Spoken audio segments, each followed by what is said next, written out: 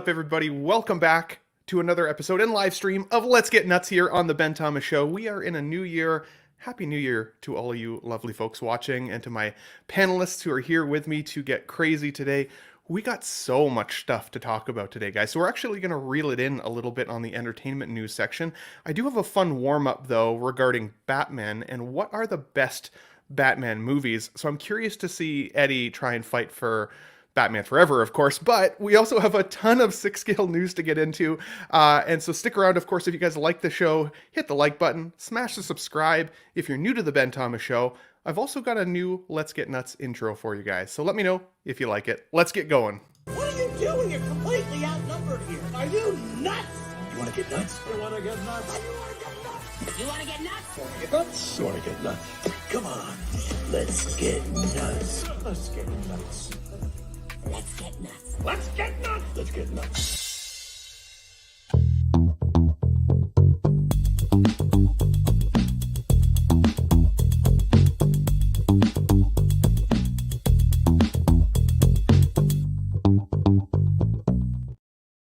Nothing makes you feel more like a crazy person than spending 4 hours looking for clips of just somebody saying, let's get nuts.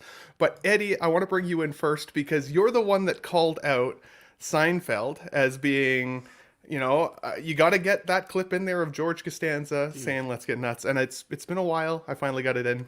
Good to see you, buddy. How's your Christmas? How's your New Year? Thanks for joining in. Good. Happy New Year. Good Christmas, good New Year. I'm excited. I haven't been on the show in a while, and then, we skipped a few for the holidays, so I'm excited to be back. And yeah, dude, no one gets nuts like George Costanza, man. So if you gotta Let's Get Nuts intro, you gotta have George Costanza. But I love that new intro, man. That's sick. I haven't seen the Lego Batman movie, so yeah, we'll talk about it. But yeah, that part, the Let's Get Nuts mix, that was dope too. I like that. Worked out. Yeah, it worked out. And it's funny because I randomly watched that movie over Christmas and saw that, and I was like, okay, I got to rework this shit. So glad to have you here, buddy. Glad to have you here. Next up, of course, Jose G. Hernandez, or Jose Plus, some may refer to him as.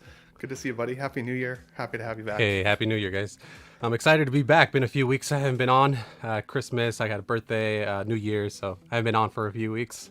Called it my retirement. But I was going to say, let's get real here. Jose's been telling me he's retired for quite some time, and I thought I offended him to his core. So I was like, what has happened? And then he's like, I'm just trolling you, right? I'm like, okay, that's good.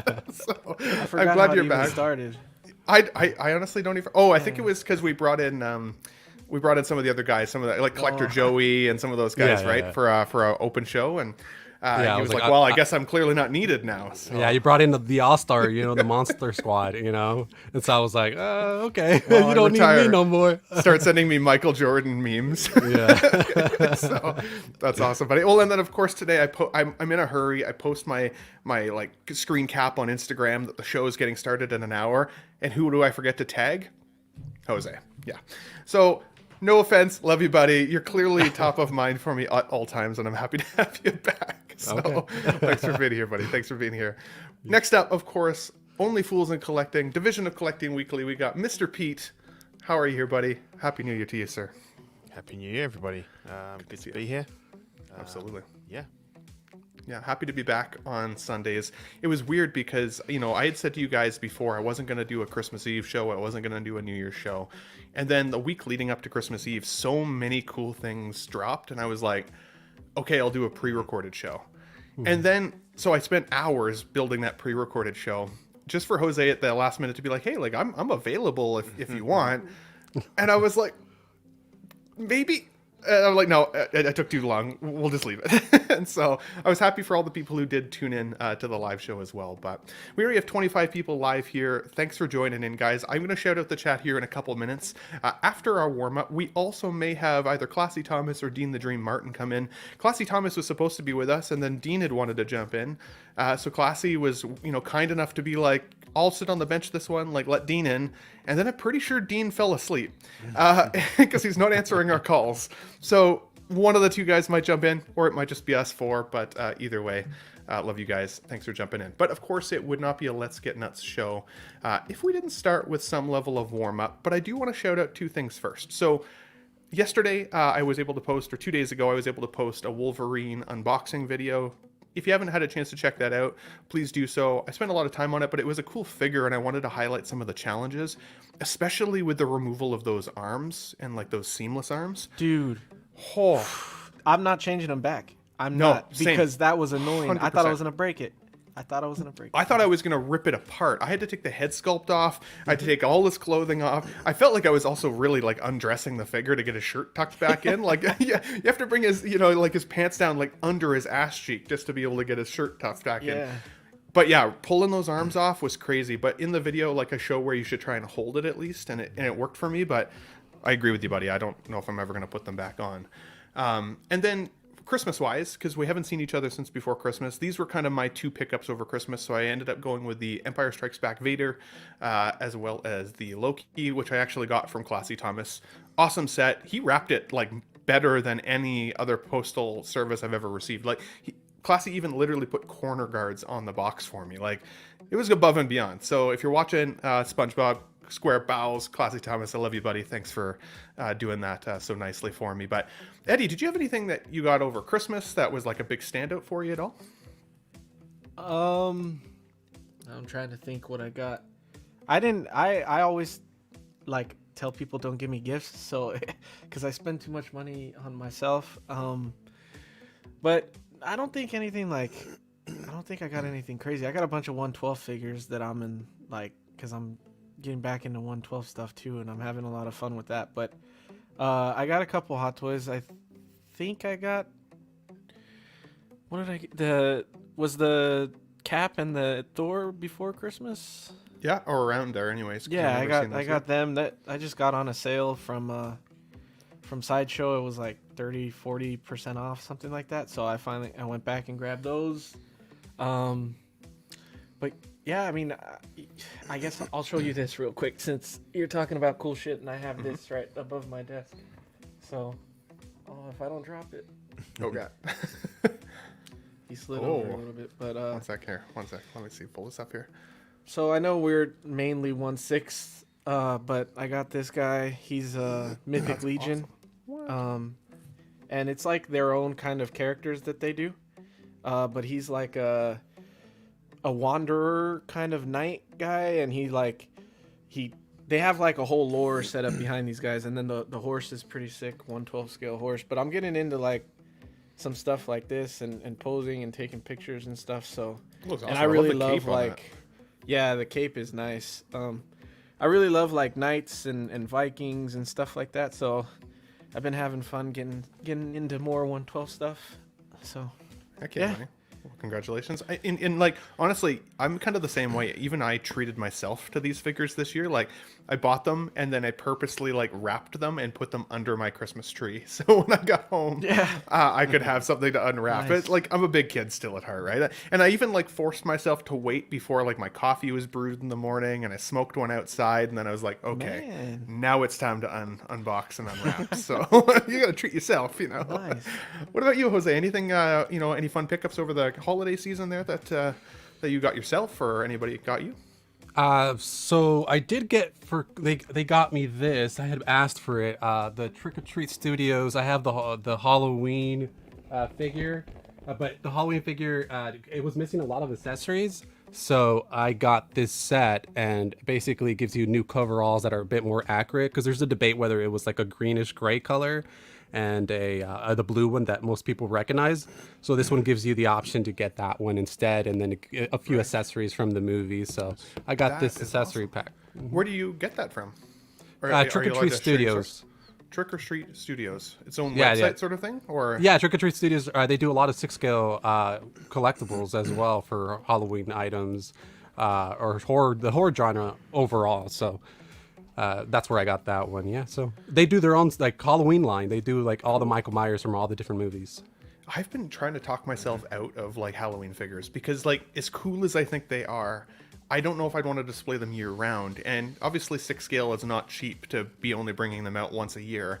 But on the other hand, I spent $400 on a freaking Christmas tree this year that ended up going back in the closet after 30 days. So like, yeah, maybe at some point, because there are some really, really cool figures. But that's awesome, man. Trick or Treat Studios, good shout out there. I'll take a look at that actually. Yeah, Pete. for all the different movies. Heck yeah, dude. Heck yeah, Pete. What about yourself, good sir? Did you treat yourself at Christmas this year? I didn't actually. No, I have done that in the past. I've not gone quite to the extremes that you did there about actually, wrapping them and putting them under a tree. That's great. I even rolled a that. joint. I rolled a joint and left it in my Christmas tree, but in Baby Grogu's little pram. So like I got a Baby Grogu hanging out, big joint, just hanging out with him. So, Yeah, good times. yeah. So I've never kind of gone quite to that extreme, but I have done that in the past, definitely. Quite bereft of 6 scale stuff this Christmas. Nobody buys it for me because they just wouldn't know what to get, and they're expensive. And, we don't tend to do like massive gifts and stuff. But my son did get his droid pack from Hot Toys with the R5 and the so he's loving those, and he's got those up with his battle droid and stuff like that.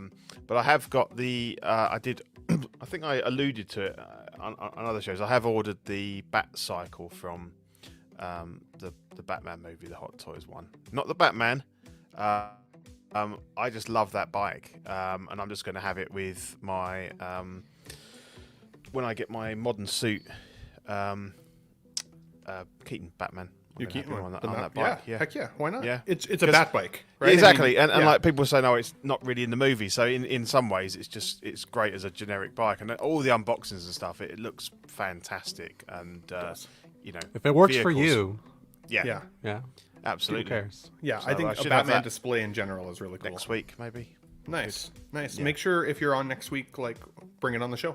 Yeah. Let's get your live thought on it. That'd be awesome. Yeah, absolutely. For me, like I've got the McFarlane Bat bike with the Batman, and I love it, but I have a hard time fitting it in anywhere because it's not 6 scale, but it's kind of too big to just take up a small like desk section. So Yeah. I've got it in the closet, but like then part of me still wants to get the Hot Toys one. I'm like, do I need it? If I don't have room, I'm like, I don't know. But then before the holidays, I got that DeLorean, which is my first 1/6 scale vehicle. Yeah, I still keep. Oh my god! I had the original one. I sold it because I didn't have the room. I haven't got room now, but I've seen a few up for sale, and I am tempted, but That really backfired on me though, Pete, because I got the DeLorean before I knew where I was going to display it. And then once I got it in the house, I was like, okay, now I know the measurements truly. I can get a TV stand for it. So then I got the TV stand, which cost me another $400. So obviously up in my costs here a little bit. But then I didn't like it because it was too dark and I couldn't see the DeLorean well enough. So then I bought a couple of strips of the Philips Hue light strips to connect with all my other lighting in the apartment. But those things are like $100 a strip. So it ended up being one hell of an investment to get this DeLorean in the thing. Are And you happy with it now? I'm very happy with it now, but it So was an investment. So Yeah. don't do what Ben does. Plan your display better before you spend money because you'll just spend more money otherwise, and maybe not even like it as much, right? Like you never know. So, but guys, we have already 30 people watching. I do want to get into our next warm-up question, but I think we should probably highlight the chat here first. So let's welcome everybody to the group here. Is that everyone? I keep wanting more.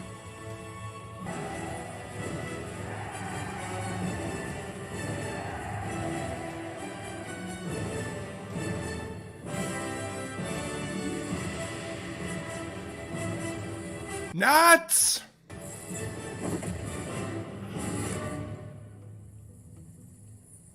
Assemble. So I said before the year was over that I would make a new one of those. That might be on my next roster, but then I saw some people say they wanted to keep it. And Trevor Phillips, I think, or Trevor Weed, I should say, in the chat, he likes it. So we'll keep it for now, but I might work on a new one there soon, guys. But let's check in with everybody before we get rolling here. So we got a lot of folks here already. Holy cow. We got Sam Gist, says, happy Sunday. Good to see you, buddy. We got Noble Young, says, you didn't answer my hand question. So the hand question on my Wolverine video was that I got some aftermarket adamantium claw hands with blood all over it.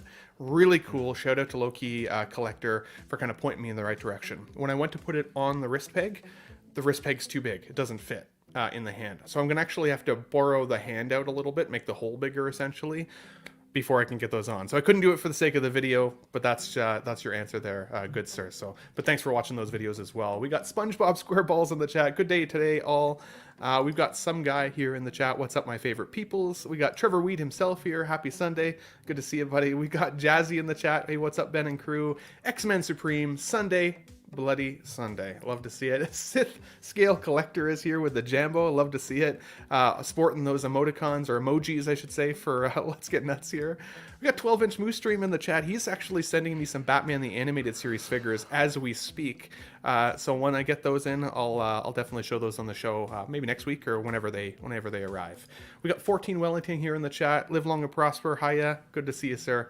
We've got Cylon in the chat. Now, I heard somebody say that this isn't pronounced Cylon on another video.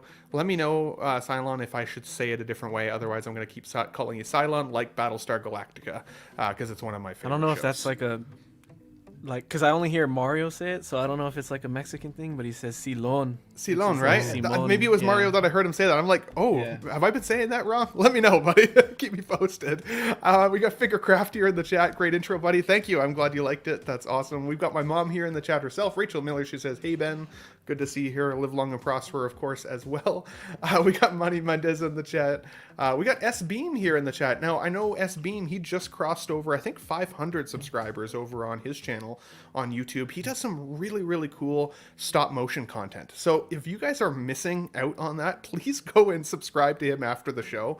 Let's get him up to at least 1,000, guys. Like, come on. I mean, I don't have that many people here in the chat, S Beam, but if I can get you 5, I'll be happy. So keep us posted. Low-key Collector here himself, he says, hey fellas, up everyone, good to see you, buddy. Looking forward to seeing you guys again, potentially in California. We're looking at doing a collector con out there soon. So, and a lot of people are signing up at this point, so we'll see how that goes. We got Akira here in the chat, says, hey Ben and everyone, good to see you here. We got Jedi Chris here as well. King Dingaling, one of our channel members here, good to see you, buddy. He added me to Instagram the other day, and there was a gun in his picture, just like you see here. At first I was like, who the heck is this? And then I was like, oh wait, King, never mind, that's good. So, but I think he only had one picture, so, you know, very threatening, but very happy to see you here as well, buddy. We got the _ Empire Strikes Back, also a channel member here on the Ben Thomas Show. Good to see you, buddy. We've got Vintage Rebellion Podcast, Chris himself. Chris, looking forward to getting you back on the show here in 2024 as well. Did I capture everybody? Holy cow. Sam Gist here in the chat. Just got my deluxe Mando Skeletor figure. Heck yeah. Mondo, I should say. It is absolutely amazing. Love it. I'm still waiting on mine. I've got the deluxe on order. Hopefully it comes pretty soon. So, and that's one I'm excited to share with you guys as well. And then Blazing Asian in the chat says, what's up everybody as well. And that was more one of these as opposed to one of those. So, and Cylon says, you said it right, Battlestar Galactica. Heck yeah, I'm happy to hear He's it. got a picture of a Cylon next to it, That's so I assume what I that, thought, you know, right? Yeah, fair, but you don't want to assume. You know, you don't want to assume. So, No. guys, if I missed anybody, shout me out in the chat. I'll definitely make sure you're highlighted there.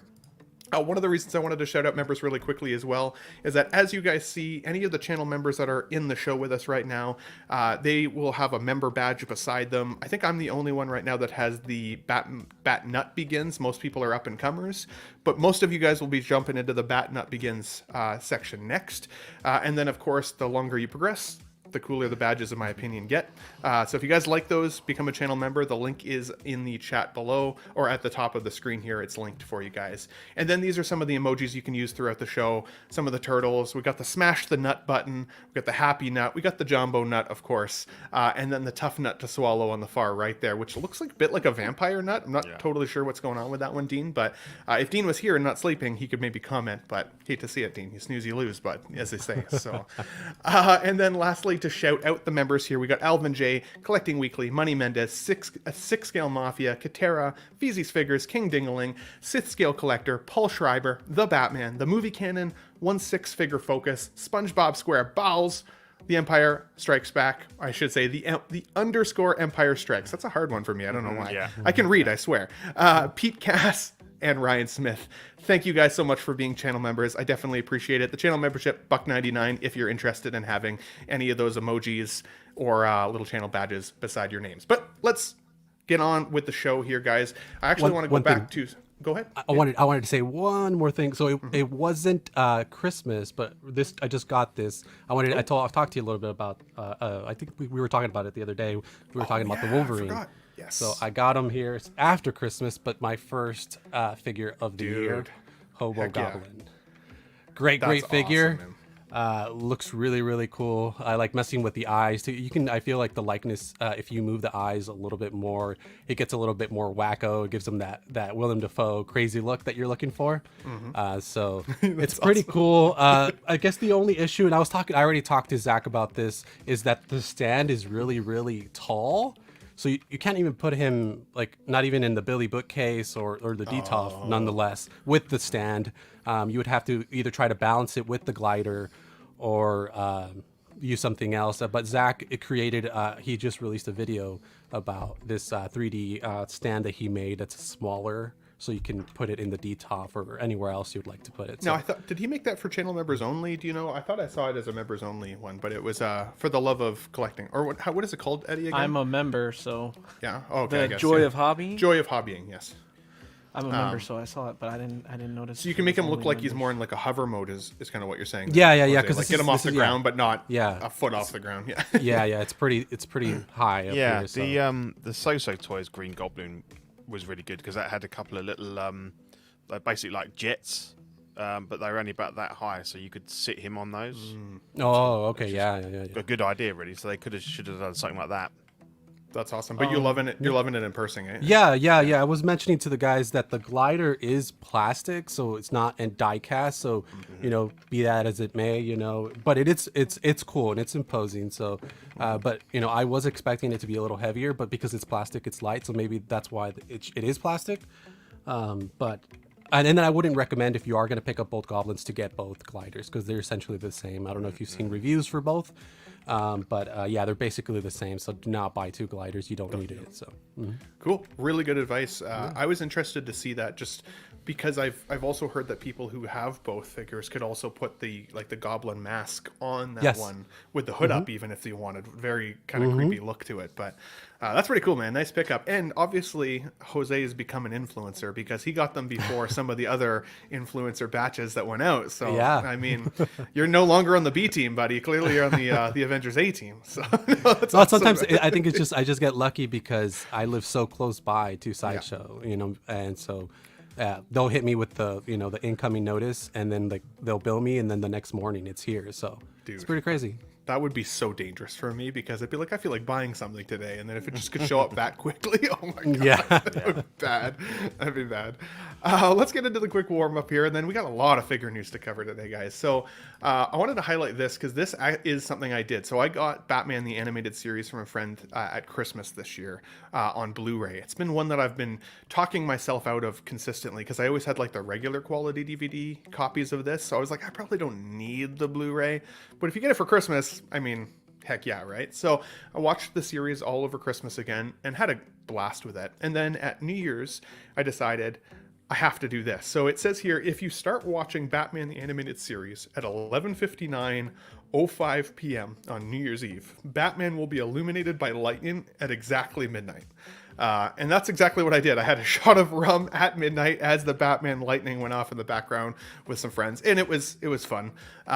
Did you guys do anything crazy for New Year's? Just real quick round table. Like, was there anything that popped up for you at Christmas or at New Year's that we were like, this is something different, or any New Year's resolutions or anything like that?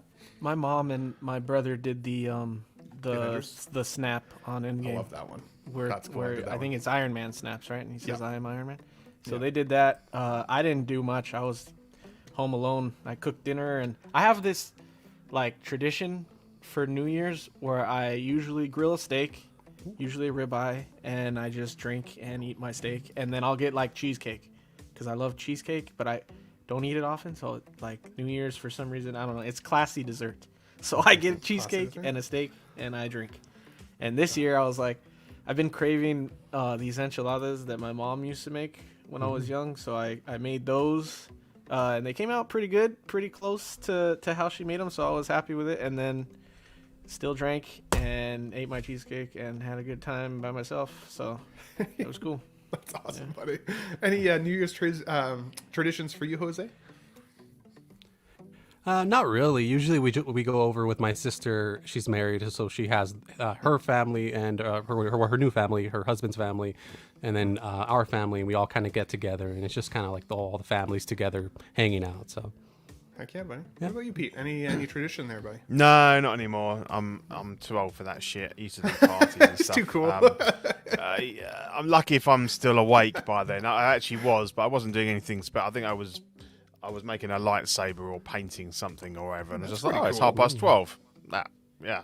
Go to Happy bed New now, Year to but me. Yeah, The lightsaber. That's awesome. Yeah. So, yeah, nothing much really. But For me, when I moved out to the West Coast, New Year's has never felt the same because when I lived in Ontario on the East Coast, it was the same time zone as like New York balls drop. The New York ball drop. Yeah, that's what I was trying to say.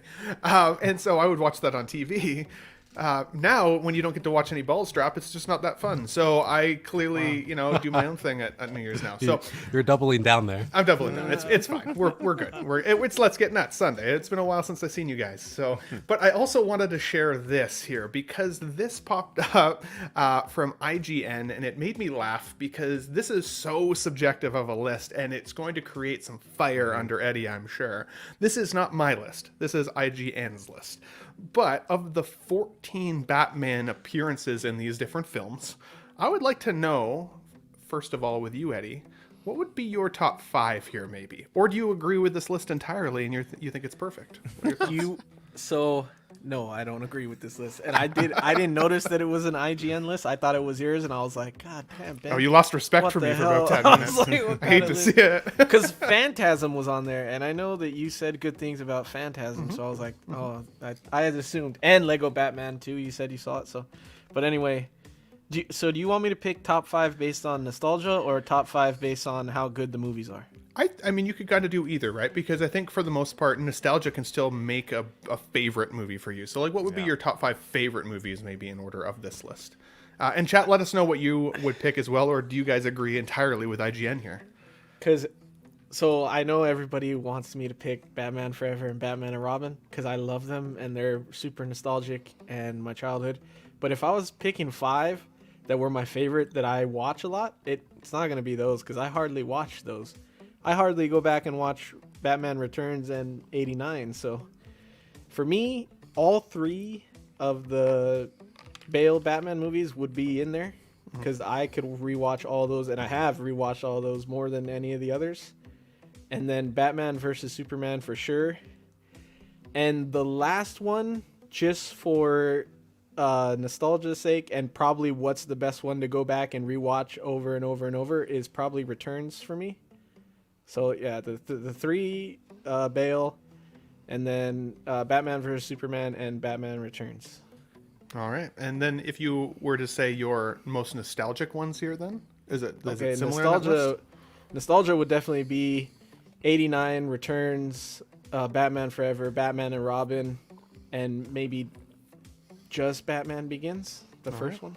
That's fair. No, good list. I could get on board with that. Jose, what's your top 5 in terms of what do you think are the best 5, and maybe what are your most nostalgic 5? Oh gosh. So I was telling you a little bit about it on the chat, man. Like making these lists, man, it's so subjective, Stresses it's you so out. biased. Yeah, it stresses me out, man. I'm kind of like, oh gosh. That's why it's And then- called a warm up, Jose. Okay. Yeah. But what I will say is that I think my favorite Batman movie is Batman Begins. I've always liked Batman Begins more. I don't know. I love the origin story. That film is just so well made. The inspiration, like it has like that Blade Runner vibe with the rain and the kind of gritty Gotham that changes later with the Dark Knight and the Dark Knight Rises, where it basically becomes Chicago, right? Or they also filmed in Pittsburgh for Rises. So I think Batman Begins would be at the top for me, but then it's like kind of interchangeable because it'd be Begins and then like all the Nolan's movies at the top, and then we'll go into like nostalgia where it'd be like Batman Returns, Batman Forever, and those kind of 89. And then after that, it would be like the newer, like Batman versus Superman, and then the Batman. So I don't know. I mean, I don't know the order, but it'd be kind of like that for me. Absolutely. Yeah, the underscore Empire Strikes member says the fact checker reigns supreme. No, don't call me the fact checker because then I'm wrong, and then Eddie gets happy about that. So That's all. I like being a troll, but what is number 8? the Batman the movie? What is That's Batman the the- 66 one. The 66. Oh, no wonder why I didn't know what the hell that was. I'm surprised if they're including IGN is including the animated films. They didn't include the Dark Knight Returns Yeah, I was gonna say, animated there's film. loads of great ones. Yeah, or Under the Red Hood. I loved Under the Oh, Red yeah. Hood. Or Gotham by Gaslight. Yeah. Yeah, there's a lot. There are a lot, and actually, there may have been a third page here. With some of the animated ones, these were the most I think most watched though, in like live action versions. Pete, I don't know about you. I can't remember how big of a Batman fan you are for some reason. Yeah, but I know love you. Batman. I love Batman. Yeah. So I've got five. all sorts of issues with this list here. I mean, Damn IGN. why are 4 and 10 in yellow for a start? What's that one I about? have no idea. Actually. You know what? Yeah, I didn't I even notice. I didn't notice. And like exactly what Jose said, I think there's what qualifies. Why would Mask of the Phantasm be in there and Lego Batman movie, but then not have the second Batman movie, Lego Batman movie, or any of these other, like some of the comic book adaptations are fantastic. So for me, it would be the Keaton duo would be the top, and for me, Batman Returns is my favourite. I almost see 89 as a kind of preparation for what is, to me, epitomizes like the comic Batman. I absolutely love Batman Returns. It's got that Christmas kind of feel to it as well. So yeah, and so it'll be Batman Returns, Batman 89. And then I've gone with the Nolan trilogy. I'm really not a fan of the any of the Justice League stuff, Dawn of Justice, any of that stuff. So I've kind of gone with the three Nolans, but I actually like Dark Knight Rises best because I really like Bane, and I think there's some really great. It's a very like watching that on a projector with the IMAX scenes and stuff. It's a huge movie. Then The Dark Knight, and then Batman Begins. I don't mind Batman Forever. I really can't stand Batman and Robin. Beyond Arnie, who is cool in whatever he does. Yeah. So it's an odd list, but yeah, for me, Keaton rules. Can you imagine, like, 1 and 2. in Batman and Robin, for some reason, when George Clooney's developing his Batman suit, he's like, you know what would be cool to have in our boots? Built-in ice skates. You never know when you're going to need them.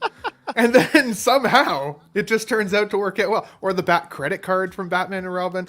That was great. I did love Poison Ivy, though, too. Or, like, when she kisses Robin and he, like, peels off his lips and he's like, oh, like, there's some great moments. There's some great moments. That's the thing. There are some great moments in some pretty bad, there's some great stuff in Batman Forever as well. It's just... I will defend Batman Forever. I think it's a lot deeper movie than a lot of people give it credit for, just because of the whole whack, interpretations of the villains with the Riddler and Two-Face, But if you go into the psychosis of Bruce Wayne, and I think Chase is an underrated love interest. I think the fact that you have a psychiatrist kind of diving into the mind of Bruce Wayne and the repressed memories and all that, and the Red Book and all that. I mean, people don't give it credit, but I think it's a great film, and I love that Batmobile. So when they're looking at I think they're called the Rorschach tests, or like the Ink-Blot tests, and all of them look like bats to me. I'm like, oh, I'm clearly Batman myself. Sean Forrester is calling us out here. He says, has everybody even seen all these Batman movies? And I will be honest with you, Sean. I have not seen the 66, the Batman movie. No? That's, I think, the only one on this list that I it's great. haven't seen. So, but yeah, all the other ones I have definitely. You guys have you guys seen all these ones? Pete sounds like you I've have seen for the all. most part. Yeah. Heck yeah. Heck yeah. I've seen most of them, but not all of them. Collector of 6 Inch says, I'm 6 inches deep. Well, you're in the right show then, buddy. Welcome to Let's Get Nuts on Sunday.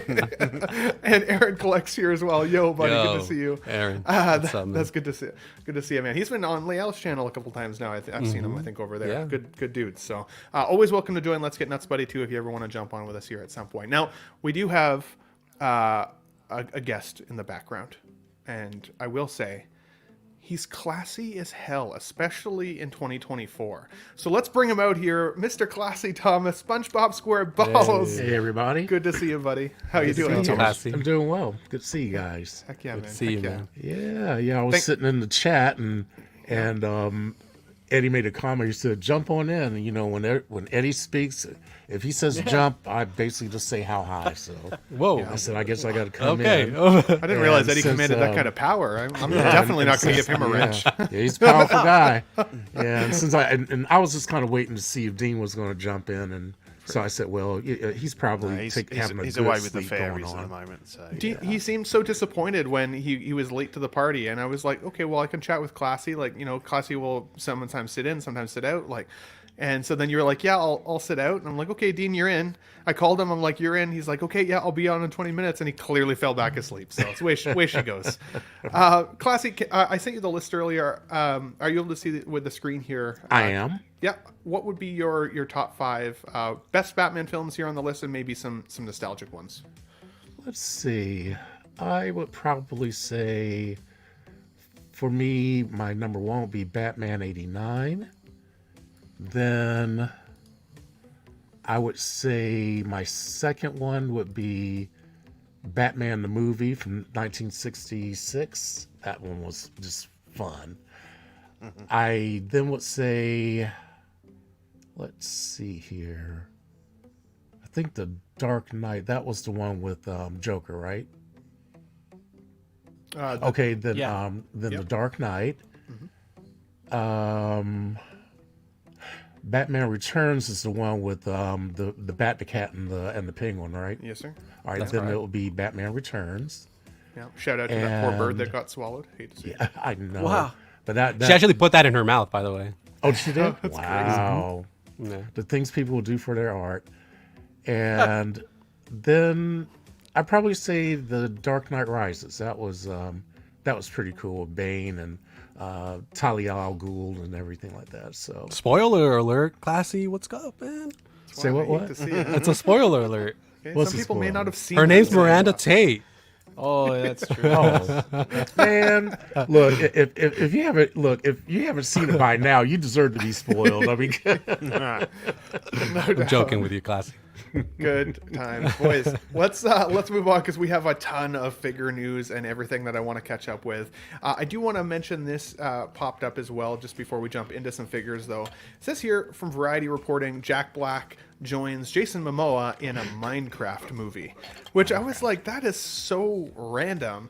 But the reason I wanted to share it with you guys is mostly because of this. I put up a Minecraft world video 6 months ago now, a couple months ago. It's only had 59 views, but I wanted to show you guys my little Minecraft city here very quickly. That was the house that I built. This is some of my oh geez, let's see here. is that a duplex? Can you guys see that at all? Yeah, I've got Joker Yeah. up in the background, built Yeah. on world. What's I've on the built left? I built the city of Springfield, which is really cool.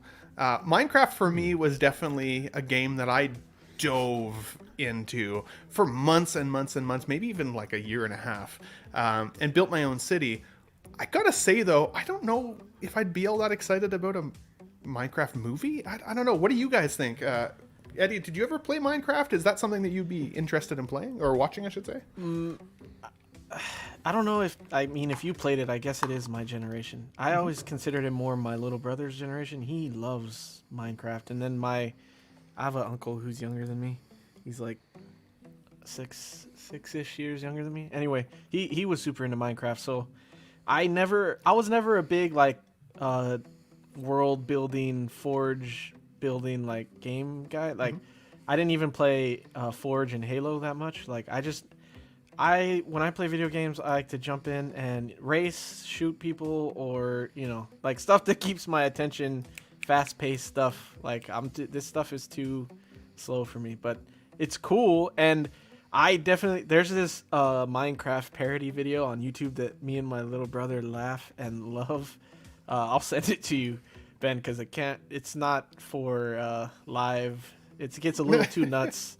So It's a little too nuts. it's funny as hell though. So I'll send it to you, but or I'll put it in the Let's Get Nuts chat so everybody can see it. But it's funny as hell. But just having I love video game movies. I really love Free Guy, and I don't know if a lot of people did, but I loved it. And I would even say to play the main character, to play Steve, they could have done Ryan Reynolds too, but Jack Black is awesome. I love Jack Black. And yeah. those two together in a movie, I feel like is gold. dude, they're like kind of similar, you know, like both just crazy out there, like wacko kind of guys that like, you know, are funny as hell for it. So I'm pretty excited for it to see it. It should be pretty good, I think.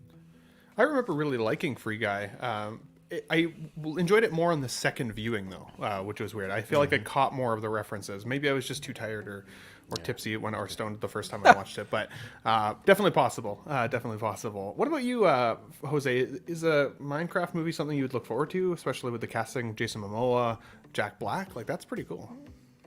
Yeah, actually, before I answer, pull up X-Men Supreme's comment. That had me dying a few minutes ago. Which one here? Let's see. Oh, Free Guy was sick. No, not It's him. the bird. The Michelle Pfeiffer bird comment. Oh, okay. Oh, here we go. Says I got a bird. Jesus.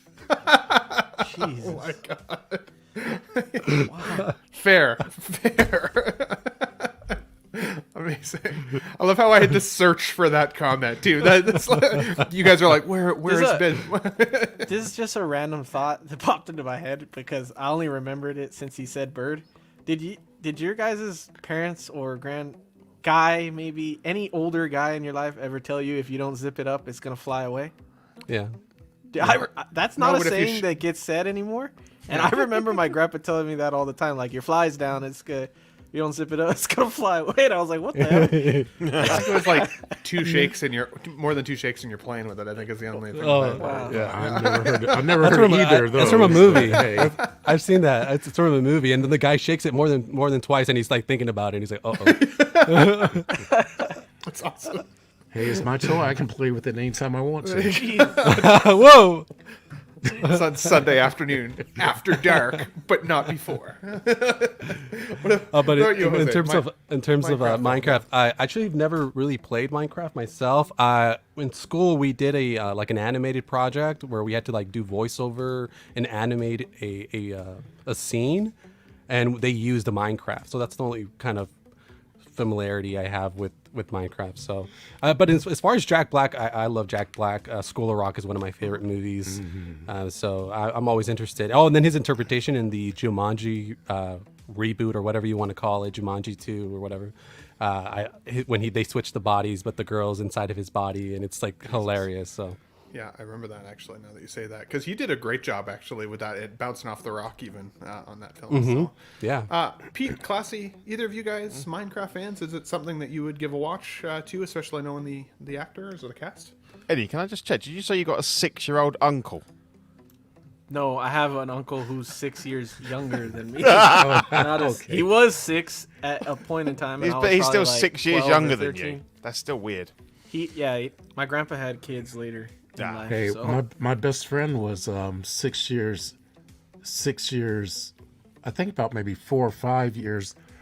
When she was born, my friend's older sister was about maybe 20 years older than her when her niece was born. So they're only like 2 or 3 years apart. Yeah, it's kind of the same situation I have, except I'm the nephew. Yes, odd. Yeah, my son plays Minecraft. He's massively into Minecraft. He's 13, so he'll be really excited about this. I did read this out to him yesterday. I believe that Jack Black is going to play Steve, who's the original Minecraft hero. It's not saying that I will probably go and see it with him, or he'll probably go. If it's not out till 2025, so he won't want to be anywhere near me by then. So he'll probably go with his mates. But yeah. I never actually played the game. I only ever played in the creator mode. Like I never used the city for anything. He I mostly just wanted does that to for build a building. city. Yeah. Yeah, it was relaxing as hell. But once you kind of learn the build system, all of a sudden it kind of unlocks the possibilities as to everything you could build.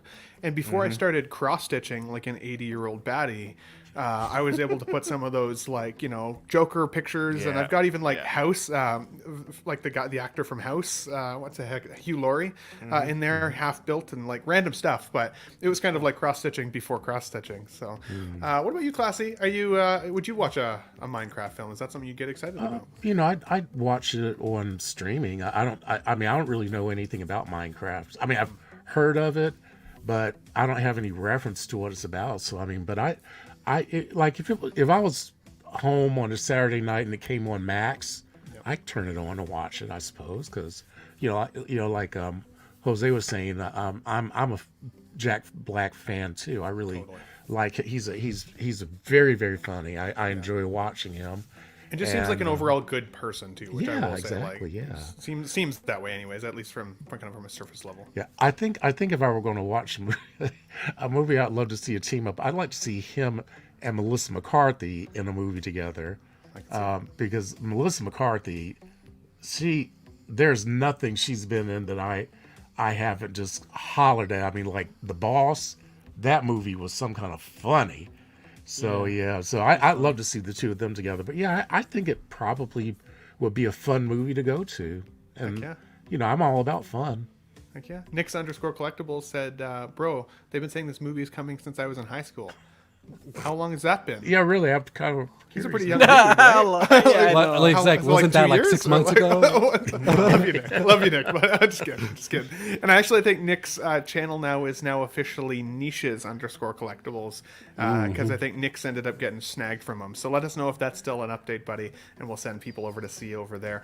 Because if anybody has missed out on watching Nick's, he says 6 years ago. He's just got a nice young youthful face. Good for him. I just because I look like a bag of shit. I hate to see it. But go over to Nick's channel though if you guys get a chance. If you haven't already seen the 1/6 scale wrestling matches that he does. Oh yeah. Hilarious. He definitely amps up my muscle size. I don't think I'm as jacked as my character, but goals. Guys, let's get into some fig. And we were close here. to winning. Remember, We you were were like the last. so close. You were like the last so close. guys. You were a way better teammate than Marco, though. That guy can't fight at all, or he just doesn't like me enough to try hard. But you hate to see it. He said that he's got. I think the next one up is in February. And it's going to be a Royal Rumble, so there's going to be a lot more. And I'm hoping to make my debut. Yes, All that's right. awesome. Yeah. That's awesome. Yeah. His ability to make the computer characters look like us, I think, is actually really fun. Really fun too. Dean, I was rooting for Dean that whole time. No, this isn't 6 scale news, but I did see this pop up over a Big Bad toy store, and it actually just made me laugh. So it says this is the Turtles of Grayskull. So if you guys are not only a fan of Turtles, but also He-Man, now you can have an amalgamation of both. I thought these were really fun. I don't think it would be something I would collect, but I just wanted to shout it out because it made me laugh in terms of a Let's Get Nuts show. For you guys, I know you guys do collect varying scales. If you saw one of these kind of on a shelf, is that something you'd put in the collection just for fun? Or what do you think? I'm usually not the biggest mashup guy, but the one that's tempted me the most is Hasbro did a Turtles and Power Rangers line, because they did that comic where they were together, and those I still sometimes want to go back and grab all the turtles at least that are dressed up like Power Rangers, but this isn't that, only because He-Man isn't that big of a nostalgia thing for me. It is a little bit, but more for the movie than the actual cartoon. But it's cool. I think it's cool. I love it. I literally love it. X-Men Supreme here says, I like that Raphael is dressed up like a Ram-Man. 100%, dude. Just maybe. I at first, I was like, oh, is this a joke post? And then I realized it was posted from Big Bad Toy Store. So I'm like, clearly this is legit. That's pretty awesome. Where's the fourth turtle? Where's Mikey? Yeah, Mikey's not in that picture. I don't think they've done Mikey yet. They did a WWE and He-Man crossover too. I don't remember that line, It's a actually. bit odd, yeah. I think I mean, it's not for me. I think that the best Turtles crossover for me was the Universal Monsters one. So they were really cool from NECA. They were really good, actually. I've been trying to talk myself out of needing those, but every time I go to my local I comic didn't store, go down they're that sitting line. there, and I'm like, I've collected all of the actual Universal Monsters, but I do like what they've done with the Turtles. They look really good. Yeah. Well, and honestly, shout out to NECA. Not that I love NECA by any stretch, but like just overall as a company because of that damaged box from Marco that one time. But no, I like their stuff. The NECA Turtles that I have, the 7-inch Turtles from the first movie, the 90s film, they're beautiful figures. I'd love to see them in 6 scale at some point, but like honestly, if you guys get a chance to get your hands on one, I'd recommend them. They're really, really strong in person.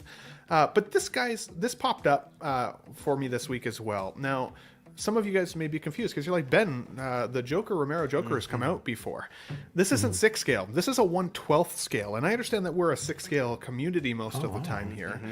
But this kind of bothered me in a weird way, and maybe I'm reading it wrong. Maybe I shouldn't be bothered by that. So this is why I wanted to talk about it. So Mars Toys is giving us a 1/12 scale version of their Romero Joker that came out last year. Now, one of the big figures of the year, one of the big conversations was that this might be like figure of the year material. Like the likeness to Cesar Romero was so strong. And in terms of being third party, it was super impressive and really puts the heat on, license companies, right? Like if a third party can do this well, what the hell are you guys doing? But I feel kind of like, I don't know. I don't feel good about the fact that they are recasting this in 12th scale. Clearly they've just been able to shrink it on a computer somehow and give it to us again.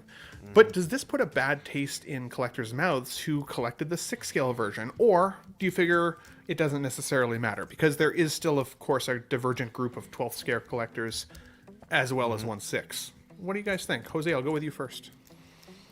I think that's interesting. I didn't really think about it that way. I just thought that there's two different markets, right? There's a few that do a lot of cross-scale collecting, like Eddie, but I do it myself as well. I mean, I don't collect at 12 scale as much anymore, but I used to be huge on 12 scale. It's Black Series and Marvel Legends and those type of things. So maybe there's the market there for 12 scale, and if this is really affordable, and third party usually is, so I could see them being like, well, let's make sure we capitalize. We already have everything. Let's just shrink it up a little bit, and then, So I don't really particularly have an issue with it. Sure. I mean, but because I just feel like it just presents more opportunities, not only for them as the company, but also for more potential buyers. So Absolutely. No, absolutely. And that's a great point. And that's why I wanted to ask you guys.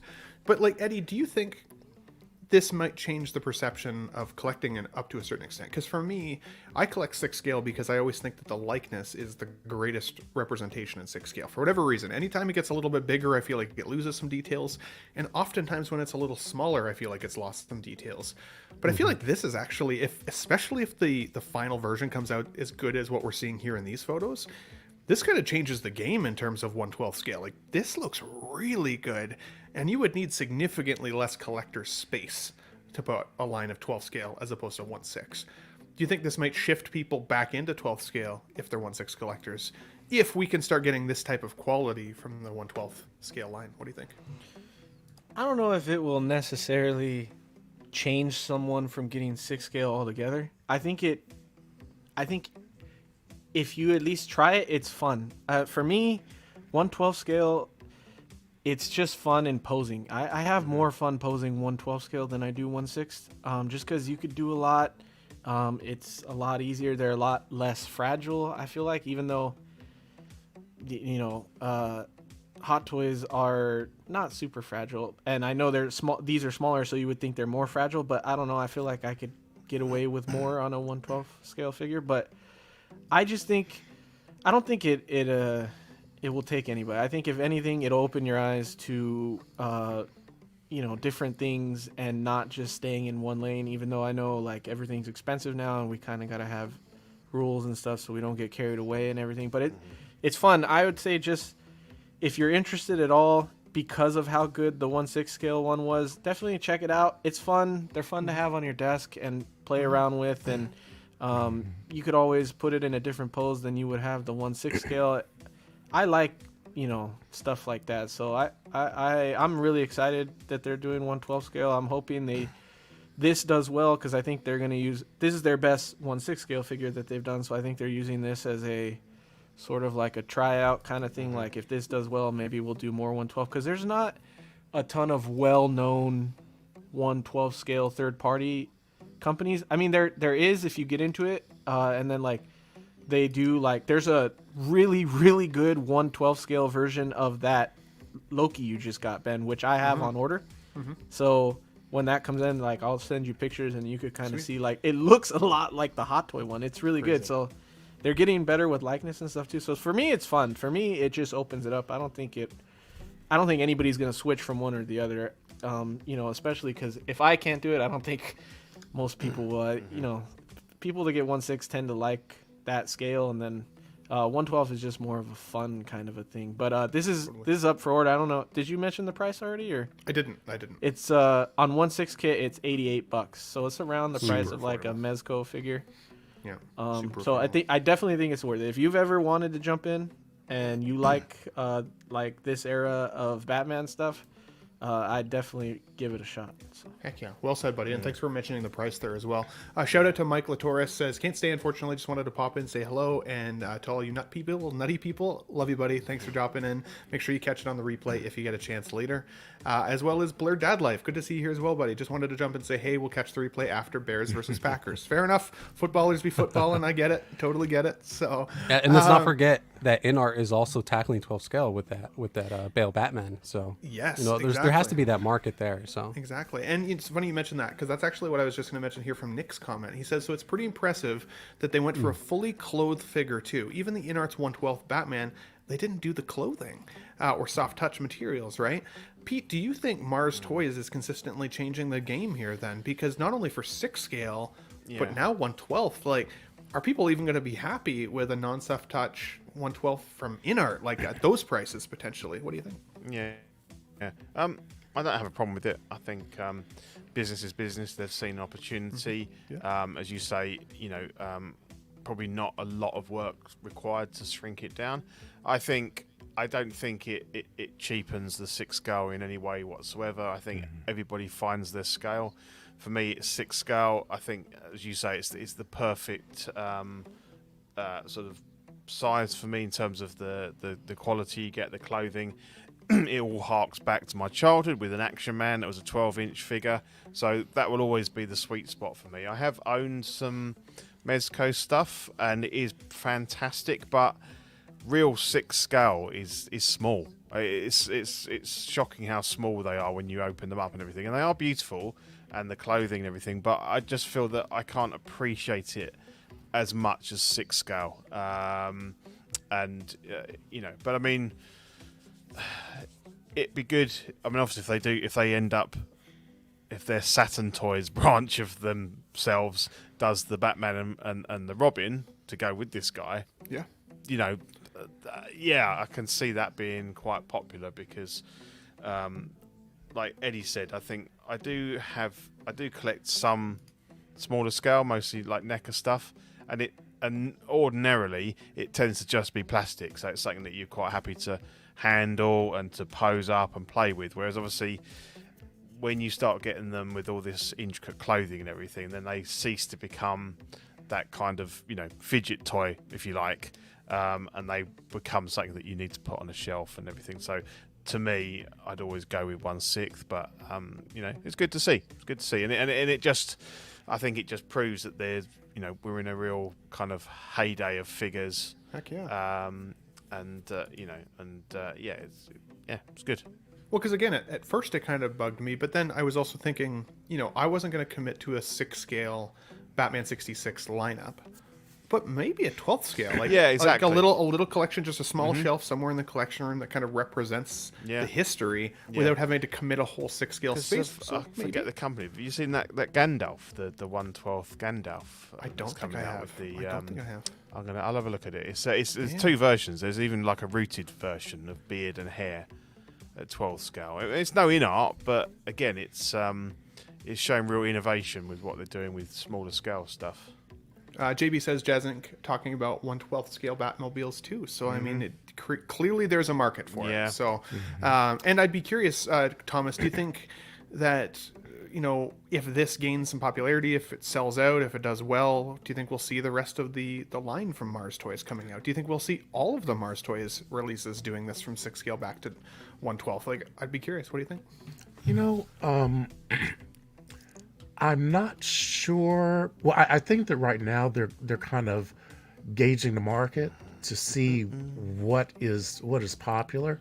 Now, they know 1/6 is popular, but I'm not sure they know if the 1/12 community is willing to commit to this type of line. Now, if they find that there's an interest for it, I wouldn't be surprised if they kind of started following this entire Batman line, which would be it will be kind of awesome, because like you said, you can have it's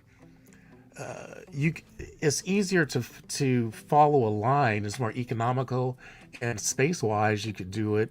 And like if they did the 66 line and then Jazz Inc. made a 112 scale Batmobile, I mean, I'd be all in on that and be very happy about it because I just don't have the room to collect lots of large vehicles. Right. But if I had I would invest in a 66 line because I love the Batman series. As a matter of fact, I had the box set downstairs in my basement play area, and I would set up a whole display of 66 Batman stuff just right up there. And I could just hit my put in my DVD and Batman, and just kind of sit down there and groove and have a good time. So Love it, buddy. but yeah, I'm very happy about this, and the price is $89. That's For a the figure. fantastic That's not bad. price. Well, and then I 12 imagine inch that the shipping would be so much less on that also. Oh, 100%. I would free. hope. I would hope, or free for some. Yeah. Right? So, Okay. 12-inch Moose Stream saying here, J&D announced a 112 line starting at $500 each. So, kind of like you said, I mean, more accessible price point for sure, at least for like that level. But I mean, like J&D is also crazy expensive on their 6 scale right now. So, I'd be curious then to see how that forces like a Jazz Inc. Price point for something similar. I don't know that anything over for a single figure. I honestly don't think anything over like 180. Apparently, Moose is would do trolling me, by well. the way. He says that was a joke. Don't Yeah. take anything I just said. Wind it back. We got nuts for 30 seconds that didn't need to exist. Hate to see it. See, Moose, I'll never trust you again. I'm just kidding. I love you, buddy. Sorry to interrupt, Eddie. Sorry, I wanted to correct. But you. you know, if it's a joke, then look, it's a don't joke. give him any ideas because He's gonna troll me constantly. You hate to see it. That's that's why I'm I'm gullible, really okay. interested to see what the InArt Batman 112 is gonna be priced at, because I don't think 112 scale collectors are willing to pay over, like I said, like 150 really for a single figure. They're not gonna, because then after that you might as well get a hot toy, you know. Yeah. So I don't know that if it was that much, if it would do well. Yeah, I completely mean, I agree. kind of wish, to be honest with you, even though it's not 112 scale, but I wish that Hot Toys would start making more of the youth figures, like the sidekick characters and the young characters. Start making youthful bodies and head sculpts, and start making some of that line, because you got the Young Avengers about to come up, and it's really kind of annoying that they're not really doing anything like that. I mean, I just think it's kind of they're missing an opportunity. And then and just like, you know, Jose said, you know, because where he was talking about, I think way back when we were talking about Namor, and he said, well, you know, they don't make Mexicans. I said, well, you know, this is true. But, you know, it's kind of true. It does seem like they don't like making Mexicans. They don't like making black women. And, you know, I mean, because where's Okoye? You know, I mean, Dude, Okoye, where's Monica Rambeau? I mean, you know, and these Yeah. are major characters that have really meant something Miss to Marvel, the MCU. So Marvel, so I Yeah, hope that's they get why. off their That's why I stick. really wanted to get that Valkyrie, because you don't really see Yes. those She's characters turned- like that. she looks so- really and good She in looked that. really, That's really for good. sure. So I was like, She does. I love the actress. So I was like, 100%. A don't bishop really care. would be sick. An X-Men bishop in 160. oh yeah, Yes. Mullican, Oh, yeah. Bishop. Absolutely. Kamala Oh, yeah, Khan, America Kamala Chavez. Khan. America Chavez, yeah. Absolutely. Akira on, says Hot 100% Toys. agreed, Eddie. You're getting a lot of love in the chat there Yeah. for your 112 take.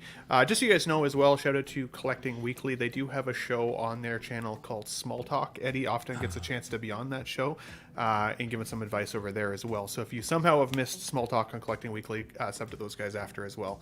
Definitely a great show and lots of passion there, especially with Badfish now in there as well, and those guys. So I love those guys. Guys, let's move on into some 6 scale news, because we still got lots to cover here. So this also popped up this week, and this is, of course, Bruce Wayne from, what the heck? I can't even tell what toy company that is now. You guys can maybe Mars correct me Toys. here. Mars, is it Mars Toys? That's Mars? I didn't realize. This looks pretty awesome. I'm not gonna lie. I actually saw Joao Bretta talking a little bit about this figure. Yeah. Apparently there is no lenses in the glasses, but I don't think that's a deal breaker at all. Obviously, you're not going to get any reflection off the glasses if that's the case. But I do think it looks a ton like Keaton here. So this would be something I'd absolutely consider bringing into the collection, especially if you missed it in the past. Now, I do wonder, if Hot Toys is going to revisit some of the old Batman films now that this year it's going to be a little drier on content, especially from like Marvel. I'd be curious to see if we're going to see a revisit potentially with a Bruce Wayne at some point, but hard to know. I think this is an absolute excellent stand-in at this point. We got 6 Scale Mafia here, channel member in the chat with us as well. Tough Nut, love to see it, buddy. Congratulations on getting over your sub count there as well in 2023. Huge milestone there, buddy. So congratulations. And we're going to talk Trek news next, so it's good to have you here. But Jose, what do you think of Bruce Wayne here? Is this something that you'd consider putting in the collection? I think it looks pretty cool. Maybe, but I know it's like sold out everywhere.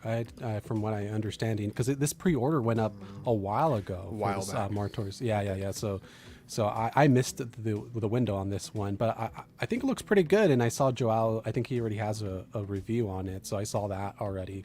Looks pretty good. So maybe I personally, if I had him in a tux, I'd want either the Alfred with him, or if they ever did a Selena Kyle from the ball. When everyone's in the masquerade ball and everyone's wearing masks except for them two, because they're technically their mask is themselves, right? Yes. So. Oh, that's deep. Actually, I don't know if I ever put that together. That's deep as hell. I like that. Cool. Well, again, I mean, if it's impossible to find at this point, it's a bit disappointing. I do think there'll always be those people that'll give up their pre-orders. You'll see it on buy-sell trades. Might be a little more expensive, or guaranteed it'll be more expensive, but still pretty cool. Eddie, is this something that you would try and chase down as a chase figure if now that you've seen kind of reviews and some images of it? Yeah, when I saw images, I thought it was like a surprise release from them and that it was going up for pre-order, and then I remembered it went up a while ago and this was like it's releasing, and I was like, oh man, I missed it. I definitely would, because I think I don't remember if we talked about Alfred on your show or on CW, but my point was like, how many of these side characters, or like this would be not a side character, but like a second look for Batman. So do you need Batman and Bruce Wayne? And that was my argument back then, but I kind of want to create like a Batcave thing, and it would be cool to have Bruce Wayne in his suit in the Batcave. So yeah, I definitely think it's something that I would like to have and try to track down. But I don't know if I can right now, and there's a lot of stuff, so hopefully I can. It doesn't go too crazy in price, or I can find it somewhere. Because I think I'd like to have it. I know you're waiting, like me, on the Jim Carrey Riddler to come out at some point, and some of the others. But for me, like Mars Toys has been one of those exciting Facebook pages to kind of keep track of. I feel like every once in a while they just tease something, but it does look like they also communicate a little bit through Kit Chen. So there's been some, I think, some questions being asked lately of Mars Toys that maybe they're having a hard time kind of verbalizing. So Kit has also put some announcements out there just around shipping and figures and some of that kind of stuff. So like the delays and stuff. Yeah, the delays and stuff. So I would say follow 16 Kit on Facebook as well as Mars Toys for kind of updated news on these types of figures if you like the third-party route. Pete, I said, very excited to see what Mars Toys does every day. What are your thoughts on Bruce Wayne here? Is there another character that you'd like to see even them tackle? I don't know. Or some of the other Batmans. This is cool. I think it's really nice, and we've seen Alfred and stuff teased, but I think ultimately I've had Batmans with Bruce Wayne's kind of next to them, and when you're tight on space, they tend to be the figures that I think that you lose. Like Shane would say, he doesn't collect civilians, and as nice as it is, I think unless your whole display is Batman and associated characters, Bruce Wayne being obviously an important one, that wouldn't be one that I pick up. I think the potential is huge, although they're going very deep on the Back to the Future stuff now. We've had another 2 announcements from them this week, and some other stuff teased. We've got they're going to do the Back to the Future 2 doc. They're doing the Back to the Future. They're doing Biff. Marty. They're doing Marty in his leather jacket, and the glasses. Yeah. You've got their they've got like the 1955 doc as well, haven't they? This Yeah, so they- that was next on the slide list. So we can they're talk going about those crazy as well, guys. for Back to the Future. These are some pretty cool ones. Yeah. For sure, but so you'd stay away more from the Batman line maybe at this point, and look more at Back to the Future then.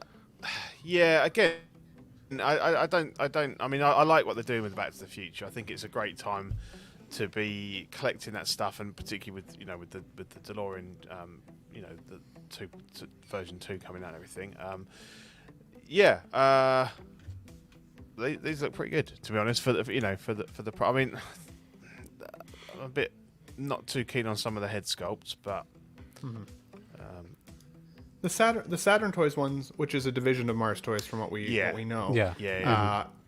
I feel like that one is slightly weaker in terms of the likeness for Doc here. But like, to be honest, the Hot Toys likeness isn't perfect either. Like that's still one of the figures. I keep his face typically like faced down, so it looks like Doc when you walk in the room, but you don't see it so much detail. No, it's not great. No, I did a repaint on mine to make it look a bit older, but Oh, that's cool. yeah. So I don't hate it as much as I did originally, but Yeah, it looks strange. I mean, even there was a Kit had this like a third-party head sculpt. I don't know if you saw that, Ben. That was a little bit better on likeness, but it looked a little soft, and so it kind of gave it like an animated Doc Brown look. Yeah, I think I did see that now that you say that. Yeah. It's So that interesting one was though. roaming around.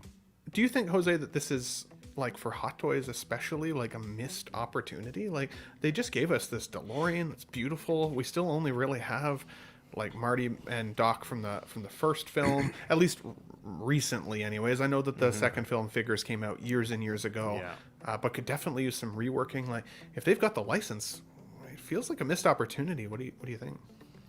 Yeah, I definitely think there's a market there for it. I think what interests people with these, the various outfits, a lot of people like to have different outfits for their favorite characters, right? But I think a lot of people, like myself, I'm looking at these Mars Toys offerings and I'm thinking, maybe I can, if they're offering like 3 sculpts like they did with the Joker, maybe I can buy this and then I'll have another sculpt for my Doc Brown that I have, the Hot Toys version. So, but I have to take a look at the sculpts and see if I do love one that would fit, and then obviously we have to consider, will the head sculpt fit on the body that you have now with the Hot Toys, things like that. So that's kind of my thoughts on that. But I definitely think that Hot Toys could have tackled this line a little bit more. Like you guys were mentioning, they're also doing Biff and a few of the additional side characters.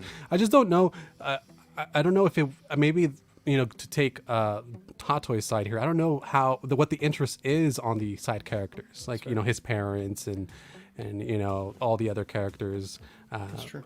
Is there a market for them? Like, because when the Biff, the third party, came out, I don't know if it was just because it didn't look great, or if people are just not interested in those other characters. They just want Doc and Marty.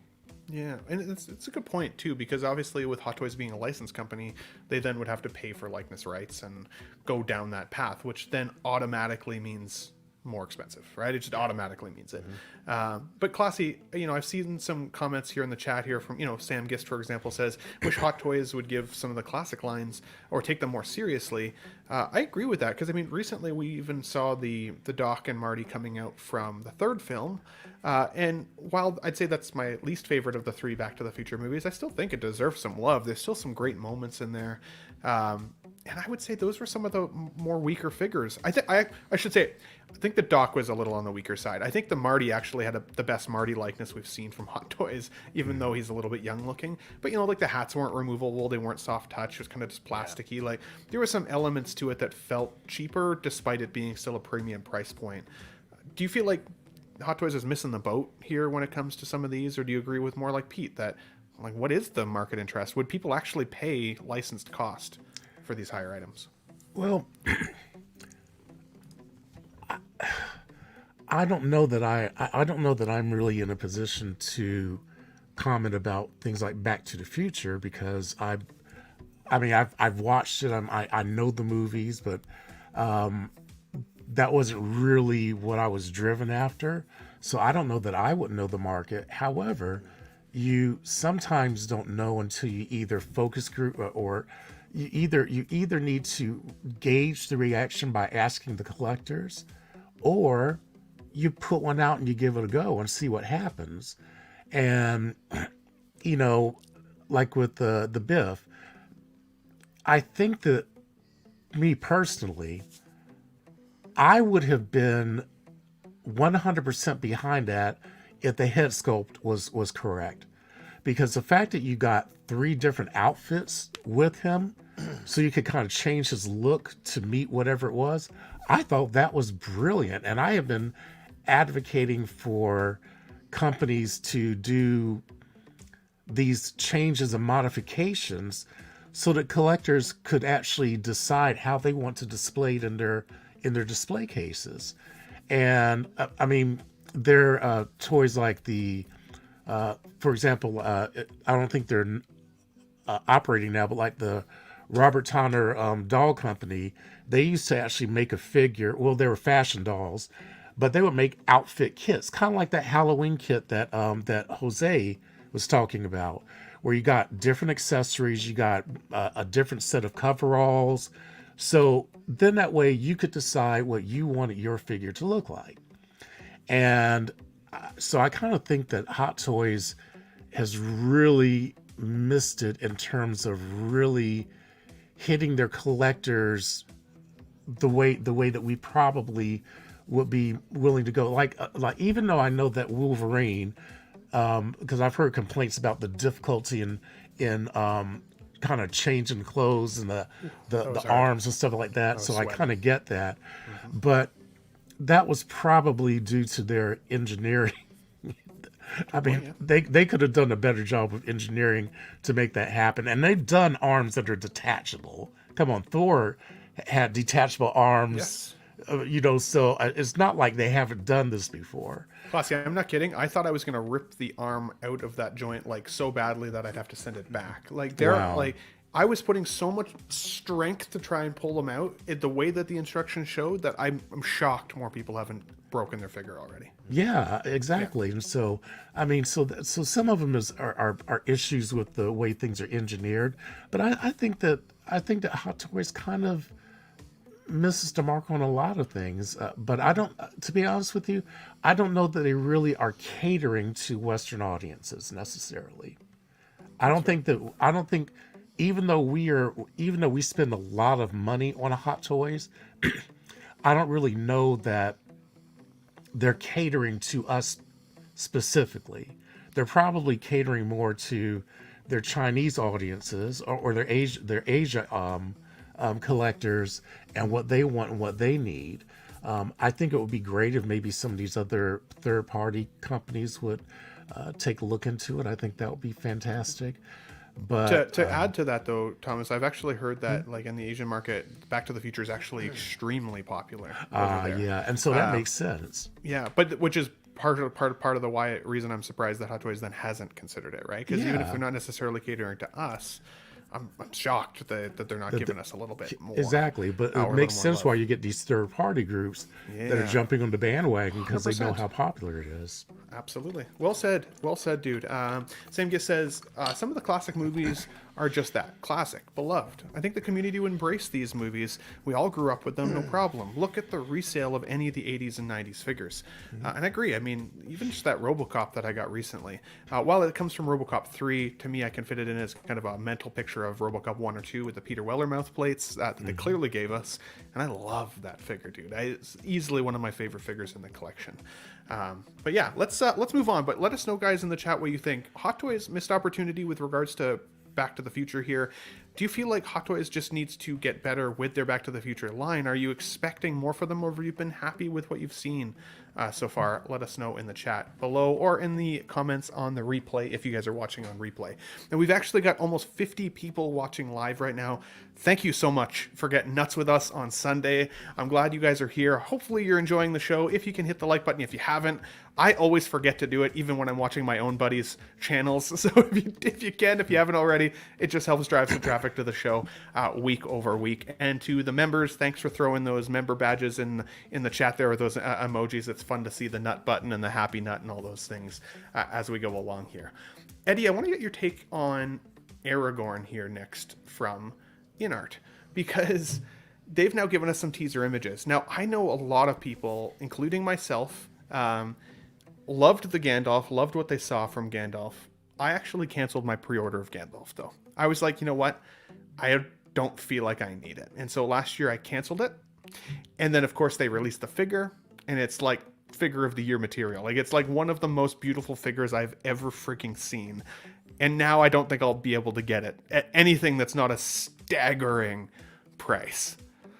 And so I've got my pre-order ready to go for Aragorn, but now they're showing a season. I'm like, man, this might be the figure of 2024 if production comes out anything like this. Like, this is insane.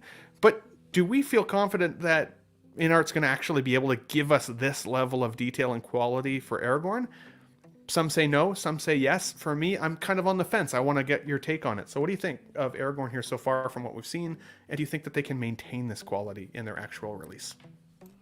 Yeah, I do. I think that they have a proven track record now with 3 figures released, right? So I think they have a good, like, all of those came out pretty close to prototype, if not better, or just as good. And so I'm pretty confident that they'll give us what they're showing us. I think it'll be really good. So I'm not even worried about it at all. I'm more worried about getting more from the line than I am about getting the quality that they're showing us. They haven't really shown us anything else from this line specifically. They showed us another Hobbit figure. They showed us what's his name? Thorin Oakenshield? They showed us Thorin, so I'm excited for that too, but I want to see someone else from the Fellowship, or so I'm worried about that. But I have Gandalf and Aragorn on pre-order, so I'm very hyped. Even if it doesn't look exactly like this and it comes within 10% of this, I think it's still the best Lord of the Rings line ever. That includes statues, anything. Like, I've always wanted to be able to collect Lord of the Rings, and I've never thought that anything was good enough for the price. So I'm very excited, and I think it's secure to say that they'll do a very good job. So it blows me away because, like, I've been collecting Hot Toys for 2010, so going on 14 years already, which is insane actually. But like, I remember when I first looked at the DX12 Batman, I was like, you'll never get a better figure than that. Wow, that looks amazing. and now the evolution of what's happened, and paint applications and everything. I showed my friend that Wolverine the other day, and while the collector community, tore it apart a little bit, right, in terms of likeness, not perfect and all the things, she looked at it and went, oh my God, like, it's Hugh Jackman on your shelf. Like, what? Like, non-collector, but blown away by the likeness, right? And it made me happy to see, because, so many of us collectors scrutinize these things so heavily. But Jose, I saw you shaking your head when you heard me say that I canceled the Gandalf, and clearly I made a grave mistake, and I don't even deserve to own a Let's Get Nuts show any longer. But what are your thoughts on Aragorn here? And is this one that you got coming to the collection? What else are you excited about from InArt now with this line?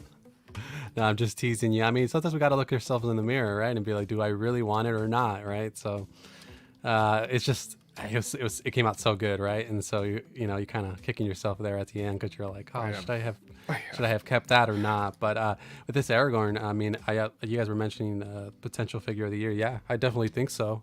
If it does come out looking like this, or like Eddie's saying, even just a small percentage down of what it's showing here, I think ultimately still going to be an amazing figure. So I'm definitely looking forward to seeing how it comes out. I don't have it on order. I didn't put an order on any of the Lord of the Rings movies figures. I do like the movies, but I wouldn't call myself a hardcore fan. I do really, really like them, especially Return of the King. That ending is I love that ending for Return of the King. Yeah, so it's a pass for me, but I'm excited to see everyone else get it, and just get excited seeing everyone else get in their collection. So absolutely, dude. Well said. Daniel -1 says, wishing the happiest of 2024 to the panelists. Thank you, buddy. You as well. Thanks for joining in. Definitely appreciate you here. Sam Giss says, I thought the same thing about Superman Returns Hot Toys when it came out. Couldn't buy it fast enough. And now the figure's rough, for sure. Time shows some of those details, right? And it's something I actually like about collecting. Like, I know sometimes we are a little hard on reissues, but I do like the fact that they do continuously upgrade. And if you want to, if you have a love for the character and you want to upgrade your figure, you know, there's usually that possibility that you'll be able to do so at some point. To be honest, I never actually got the DX-19 or any of the other Batmans. I just ended up taking the Armory head sculpt and putting it on my DX-12 with a Jackson 2 cape, and it's beautiful. I love it. I have not felt the need to upgrade that DX-12 since, which is cool. But Pete, what do you think about Aragorn here InArt showing a little bit here? Do you think that they're going to be able to maintain this kind of level of detail and quality in their final, or do you think we'll see a little bit of a downgrade there? What are your thoughts? I really hope so, because I have got the rooted one on pre-order. Still waiting for my Gandalf, but then I was a late order for him. But I mean, from what I've seen of him, absolutely blown away by it. I can't wait to get mine in hand. And I think it was the Aragorn that made me go back to get the Gandalf. I wasn't too bothered about Gandalf, but when I saw this guy, it, to me, was the most amazing 1/6 head sculpt or likeness that I'd ever seen. And nobody's done Vigo any justice. The only one that I find even mildly palatable is the ACI one that I've got. It's had a repaint and stuff. You know, the Asmus, have been some of their worst sculpts, I think, have been the Aragorn. So this is a real game changer, and I think for anyone that's collects and is also a Lord of the Rings fan, and I'm a massive Lord of the Rings fan. Yeah, I really can't wait for this. I don't really know. I'm kind of not quite sure how I'm going to pose him, because there's lots of different options and you know, bits and pieces. But I'm very much looking forward to, and I think, you know, if it, as Eddie said, if it comes out 90% of this, I think it's probably a shoo-in for figure of the year, or I'll be curious to see. Yeah, or one of the other InArt ones. You know, could be Harry Potter. We got a lot of year something left. like that. Yeah, Got a lot of year left absolutely. now, right? So we'll see. The you know, I think it's fun to see those lists at the end of every year from the different YouTube creators. You know, like what are your favorites? You know, like I did a favorites list this year, and it didn't have necessarily to do with even likeness or price point. It was that like nostalgic punch in the chest. You know, if a character gives me that feeling, like that's what I'm seeking when it comes to collecting. I love Lord of the Rings, but when I canceled Gandalf, I didn't love it as much as I love other shows and movies. So that was my reasoning for it. It gave me the fear of missing out after seeing how good it looked, and even seeing how good this looks. But I think I'll still be able to enjoy it and seeing it in other people's collections and save those dollars for something else. And like, you know, like something else. Like Eddie said, was talking about, you know, how far into the line they're going to go.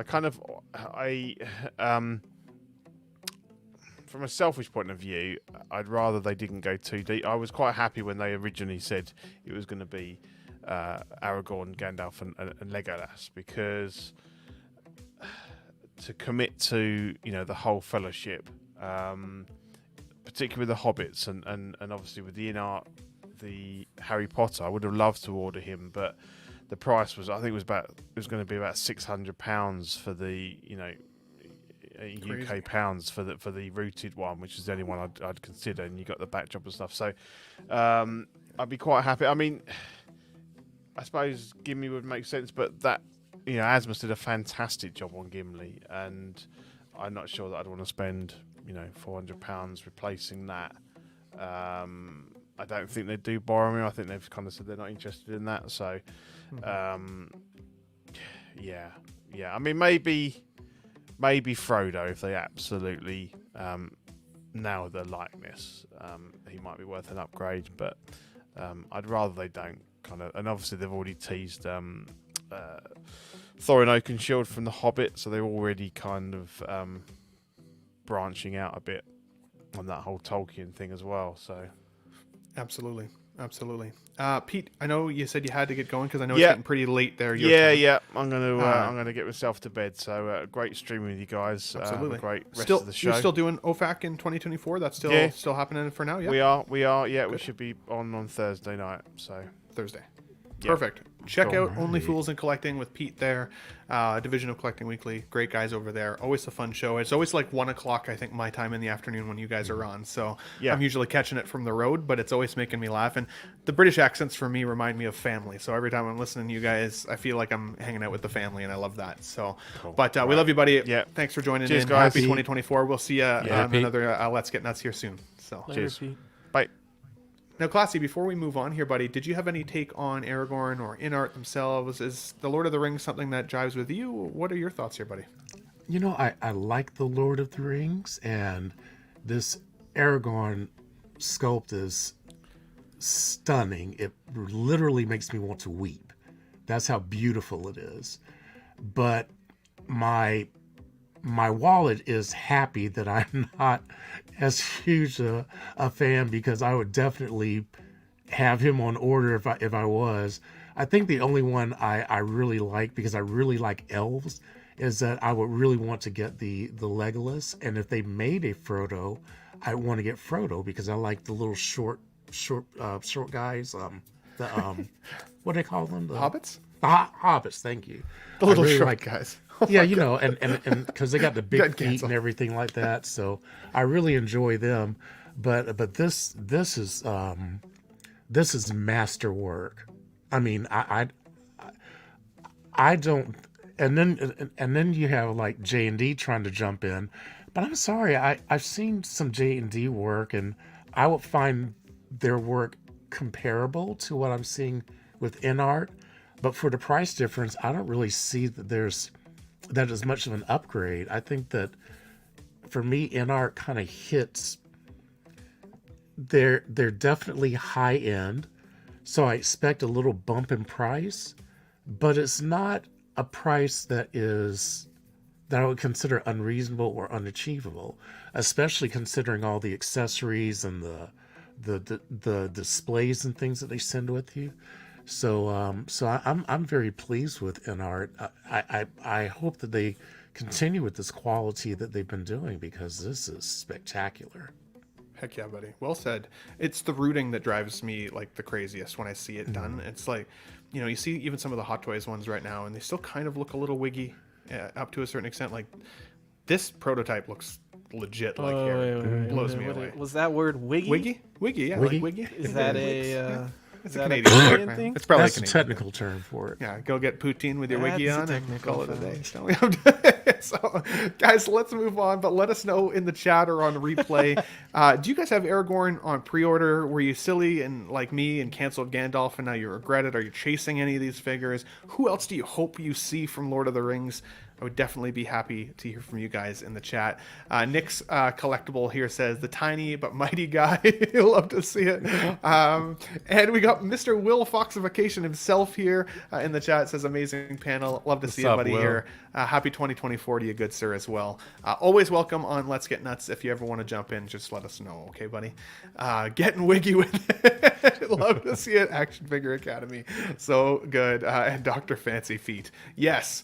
Guys, let's move on. Now, I don't want to lose too many people with the next slide here. It's 2 pieces of Star Trek news that I just kind of want to mention, and it's not even officially news. So this is from personal Facebook here from Nanjin, the developer himself. Now, he very clearly states here in his post, this is for friends only, customers and experts. Please do not go to EXO-6 for info. This is a personal page, and nothing out of me is an official announcement. So we're clear, okay?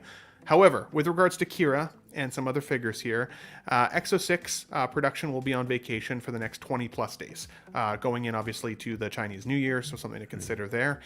If Kira can be sent out 10 days ahead of our first days of vacation, we'll only give that customer 1 or 2 days to clear the remaining balance of their invoice. So there'll be a short window of clearing invoices. So if you got Kira on order, make sure your money's kind of in the right situation there, ready for that. And then here it also says, if we don't have a 10-day window for Kira, then it'll be delivered by the end of February or early March. But also here, don't worry, we're preparing quite a few high-demand pre-orders that might make your evening pass more smoothly.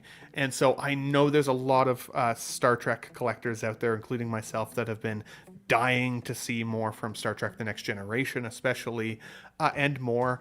Keep an eye on 6 Scale Mafia's channel as well, because I know he's been able to do some photos for some of the upcoming pre-orders and releases that are coming out. So way crispier photos than what we've been used to, absolutely highlighting how good some of these figures are. I'm really looking forward to seeing Geordie LaForge up close and some of the others. I see some folks in the chat saying, you know, where's Ahura? Where's, you know, Wrath of Khan figures? Like, there's quite a few characters that we're hoping for. So I'm hoping that with this post non-official announcement from Nanjin that we'll be seeing some more of those exciting ones coming soon. The other thing I wanted to mention from there as well was looking at putting up the console before the summer for the con, basically the helm and the con from the next generation bridge. That would be very cool. Sounds like there's some pricing that needs to be kind of negotiated before they can put up a pre-order for that. But if you're looking to recreate the bridge from TNG, I feel like the helm and the con are two key aspects that would fit nicely into a collection. You could kind of have maybe even, you know, you have some of those collectors out there that have like a scenery in their back of their displays. If you could have that as the next gen bridge and the consoles up front, I think that could be really, really crispy in terms of a display. So I would love to see that. It would also mean that we would need to see that LaForge potentially in red outfit for the bridge, or a Wesley Crusher in his gray and rainbow uniform. Shut up, Wesley, is what they would say, but you'd kind of need him either way. So let us know, guys, if you are a Star Trek fan, would you guys purchase a TNG console, especially the helm and the con? I think that could be really, really cool. Crispy display, quite wiggy, as we would all say.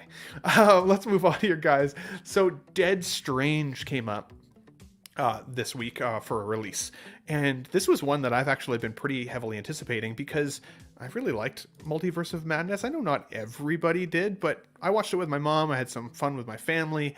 We had a great time at the theater. I'm really excited to see the Multiverse of Madness Wanda at some point, because she's the Wanda that will be in my display. I think that's for me, she's kind of the definitive one at this point. I loved how crazy and scary she was in that film, to be honest, and how beautiful at the same time. Like I had a mixture of emotions when it came to Wanda from that film, but the Dead Strange, I do think, is pretty cool. Now, there's been a little bit of controversy here due to some of the accuracy and some of the paint applications. So you see in some of the photos here, especially in this one, they're calling it kind of like the chocolate hand gate, where people are saying the souls that are coming out of them look like they're made of chocolate. Those don't necessarily look like demons or souls or rotten bodies. I went and took a look at the clip.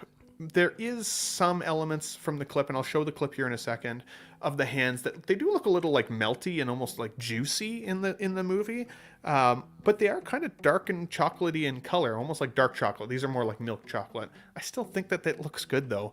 So Jose, I want to go with you first. What are your thoughts on Doctor Strange here, Dead Strange? Is this one that you've considered? And do you think collectors are overreacting, or do you think that they're kind of just not waiting enough time to see this in their display before they go crazy for it? What are your thoughts? I think that's a good question. I think it's one of those things that, you know, people were pretty hot on it as soon as they showed it, and then kind of now it's like people are moved on and they're kind of like, I'm not sure if I need it.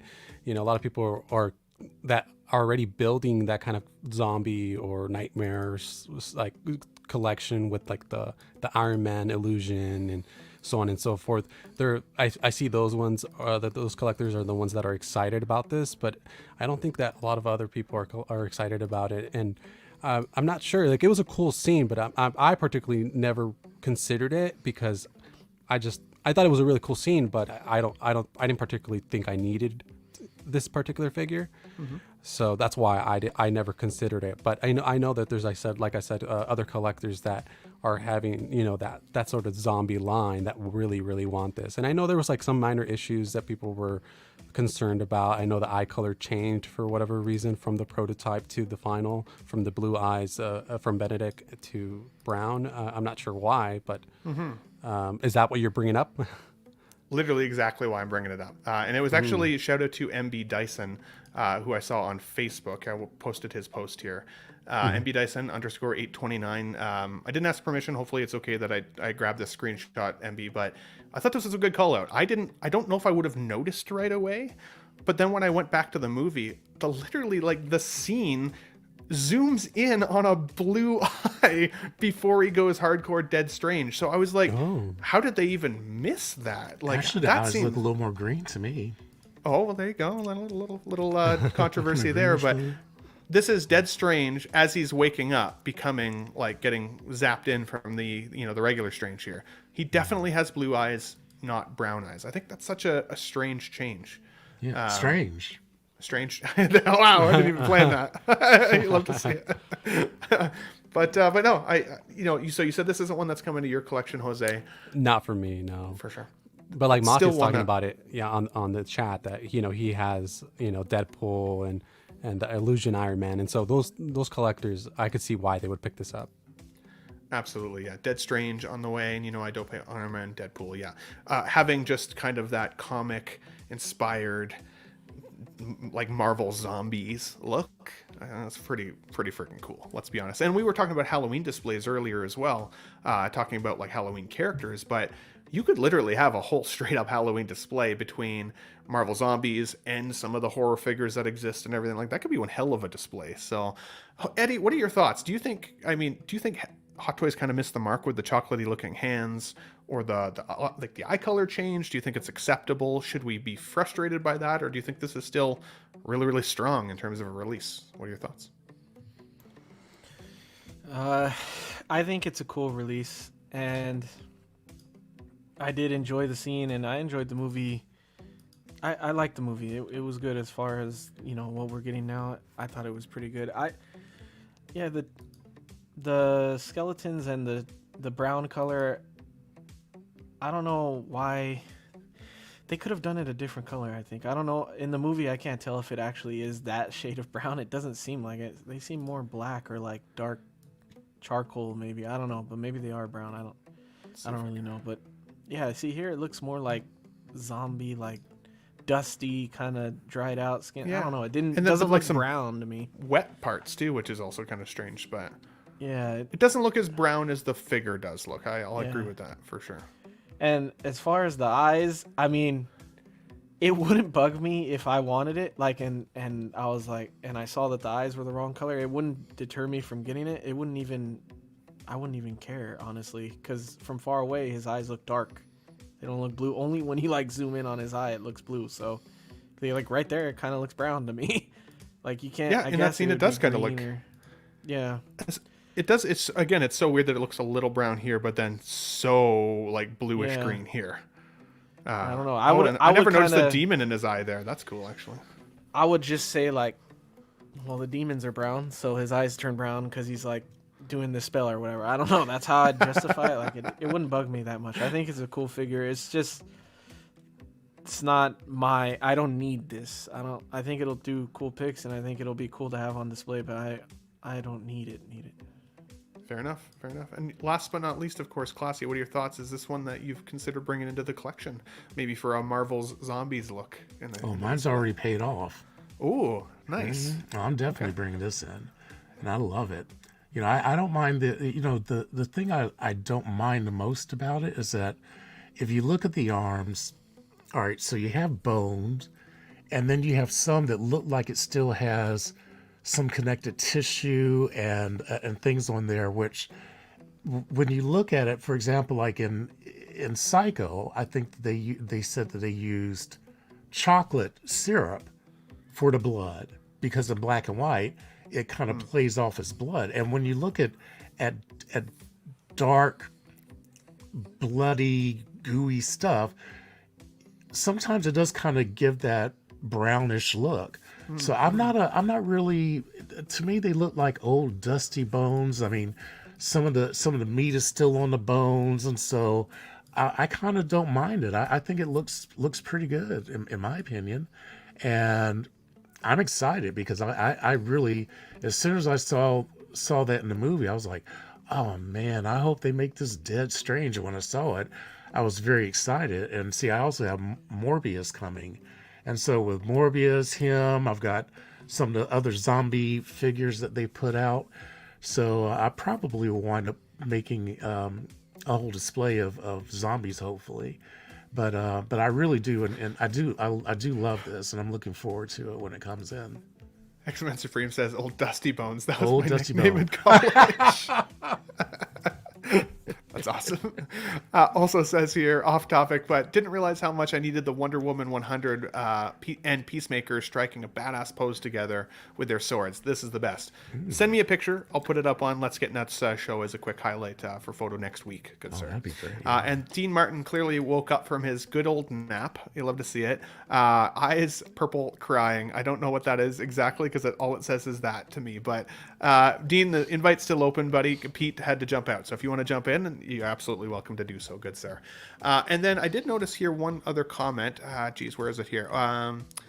Mike Latour says, Dead Strange is incredible. Trying to talk myself into needing him, but I just don't. Love that he exists, though. But says he does or have been seeing some pictures of the final figure where the eyes actually do look blue. So hopefully so, right? Maybe it is just that lighting thing. And I hate the excuse around lighting, but if that's actually the case, then fair enough. Be cool to see.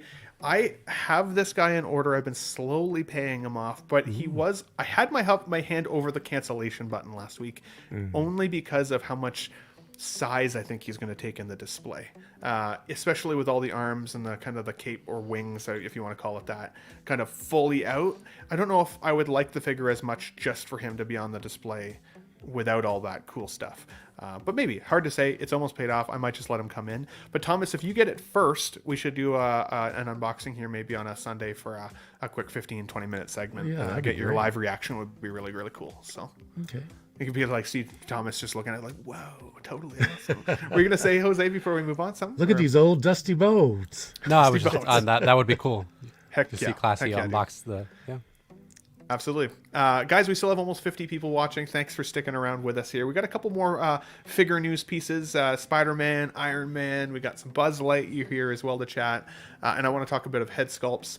If you guys are just joining in now, don't mind, hit the like button if you're enjoying the content. And if you want to see Dean pop in potentially with his beautiful face as well. No pressure, Dean. Waking up from his nap an hour and 46 minutes into the stream. You'll love to see it. Guys, also let us know, does Dead Strange... Is it going to Dusty Bones your collection? Is it something that you guys are looking forward to bringing in? Or did you decide to skip on it? Would love to hear from you guys, especially on the replay. Buzz Lightyear. Eddie, I want to go to you first here. Because I saw a lot of people saying, and I say people, like content creators out there saying, who needs this? Is anybody really going to get this? Nobody really wants this, right? We all want the original Buzz Lightyear. Like, that's cool. And you could save yourself hundreds of dollars to just get a good premium version of the old toy. And I found myself kind of going, yeah, true. I think that original toy was amazing. But I also know that there's a market for 6 scale, and I also know that there's a market for how cool this figure has the potential to be in hand. And then I recently saw you, I think it was on LWO, saying that you were actually really hyped for this figure. So tell us about it, buddy. What was your thinking on why you decided to put this in the display? Is it that you love the movie, or you're like really more the figure itself? What are your thoughts there? Well, yeah. Well, first of all, I do really love the film. I think it's pretty good. I hear a lot of people saying like the movie was okay. The movie was okay. Like the figure's awesome, but the movie's okay. And I'm like, wow, I really enjoyed it. I tend to like a lot of Pixar movies. So, and the fact that it's Buzz Lightyear is amazing. I love Toy Story. So, I really enjoyed it a lot. I liked the story behind it and everything. So, and I love the look of Buzz. And originally I had held out on pre-ordering this because I thought there might be a chance that we get the final look of the uniform or the suit at the end of the movie, because it does actually change to look more like the toy of Buzz in Toy Story. So this is more of like how this suit ended up being what it is in Toy Story, like how he got his final look. So it's kind of cool in that sense. So I didn't pre-order it, and I was able to find a pre-order when this released, so I'm pretty excited. And I just think they did a first look like video, not a first look because Sideshow's doing the first looks now, but I think it was Hot Toys posted a little reel showing him in different poses and stuff, and I thought it looked amazing, man. I think the weathering looks amazing, and I'm not like a super big weathering guy. Like, I don't need my stuff all damaged up. I like the clean look, but I think it looks really good on this figure. And I think that some of the little gimmicks on it, like the magnetized weapons on the back and on the hip, is really awesome. I think there is just a ton of detail and texturing, and in the face too. The face looks really well painted and really animated, and so people that are saying like you could get the toy and that'll be your Buzz representation, like yes, but it'll look like a toy. Like this looks like it jumped out of the animation for this movie, and I really love that. So I'm very excited. Originally I thought the articulation was a little bit better. After watching some reviews, it's still pretty good articulation for a hot toy, but I think it could have been a little better, especially in the head area. Like I think that neck could have moved a little better to get him looking up a little more for flight posing and stuff. But I still think it's phenomenal. I know it's the beginning of the year, but I still think it's in the running for figure of the year for me. I think that sometimes that's high animated praise. figures, yeah, and Hot Toys does likeness amazing, and they're getting better and better. But this is perfect. It's like a 10 out of 10 look. Like you can't get better than this look to that animation. Like it's perfect. So it's like, yeah, it looks like a great figure, and I really like socks, and I think that'll be cool, and I think it'll take some awesome pictures. So for me, there's enough love from the nostalgia and enough love from the movie and everything that it just hits on all marks for me. So For sure. yeah, that's Well, what it was. and I apologize. I did have to run off for just a half second there. Obviously, I've seen people saying, "Well, this doesn't come with Woody, so like, who wants a Buzz and no Woody?" But Woody wasn't in the movie, so like, it's not. It's like it wouldn't be Plus, canon anyways. I think a Woody would be a little bit harder to achieve in a hot toy that would make people like it. I think just the nature of him being a doll, like the way they'd have to articulate that figure, and it'd just be. I don't think people would like. People shit on Hot Toys a lot for things, and I think that would Eddie, be one of those you ones. are correct. A Woody would be hard. Yeah. Wow. Whoa. Oh my god. Now, I was like, yeah, totally, yeah.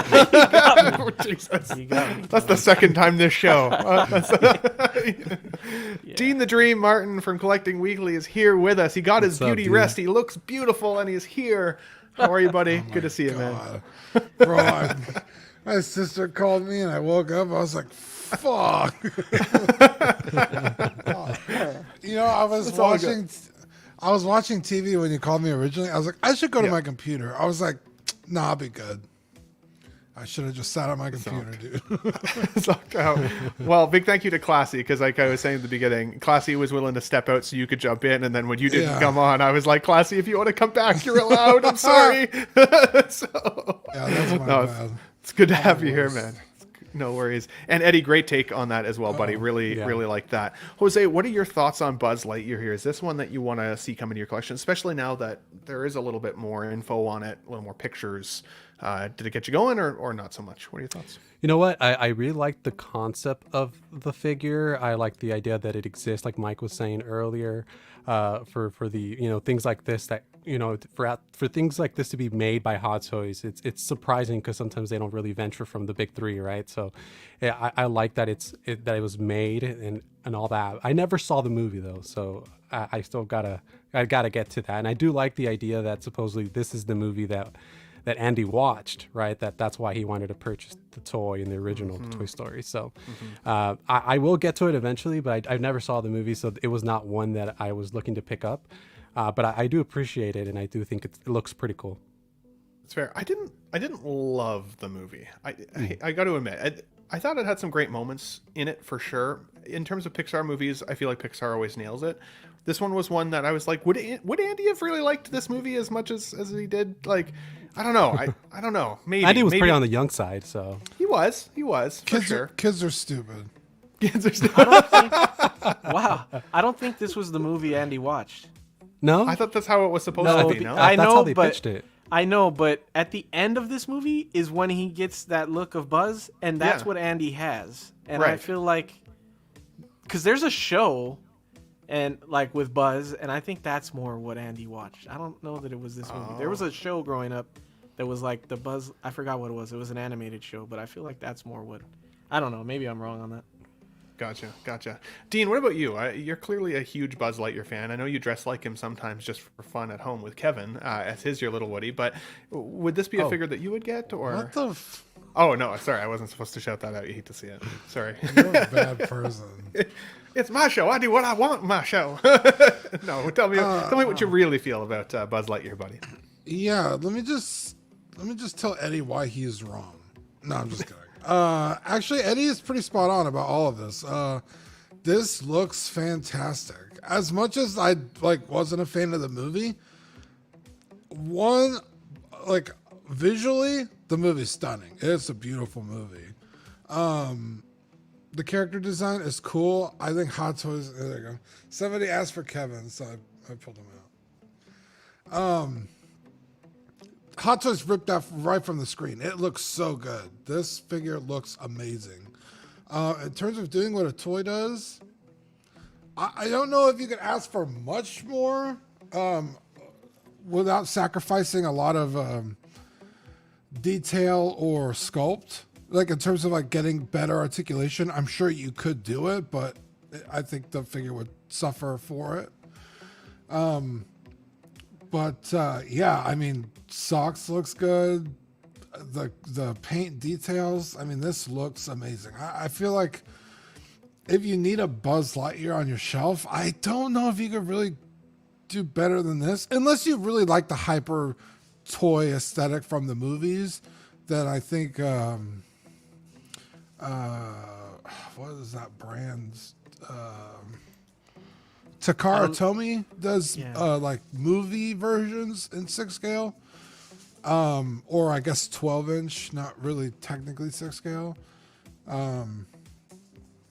But yeah, this looks sweet. I like this a lot. I don't know if as much as I really want to add it to my collection, I don't know if I will, but we'll see. There's also an SH figure art one that's really well done with better articulation and still looks really good. That one's only like $80 if you just need a 1/12 scale and you don't need the because this is expensive. One thing I didn't mention is for the deluxe on this, it's like close to Iron Man price. It's like over $350, I think, and that's not including shipping or tax if you're buying from Sideshow. So this is it die cast?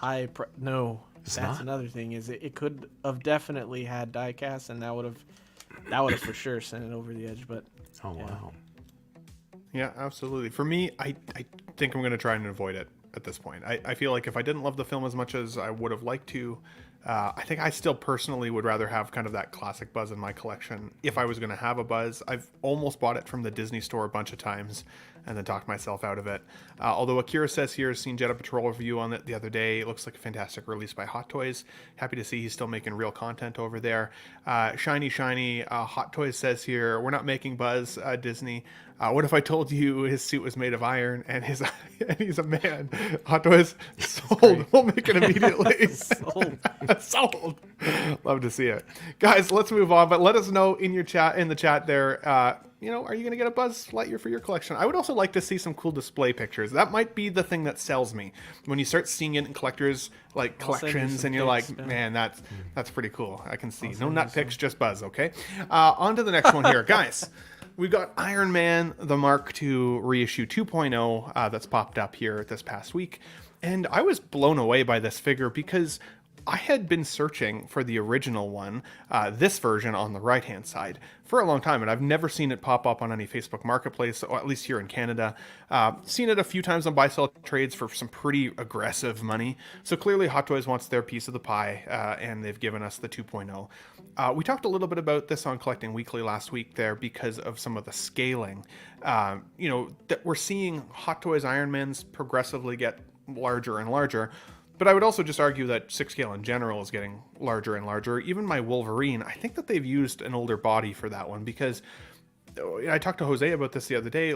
He seems a little on the small side. Even when I put him next to my Black Panther, for example, if we're talking actor height, Hugh Jackman is 2 inches taller than Chadwick Boseman was.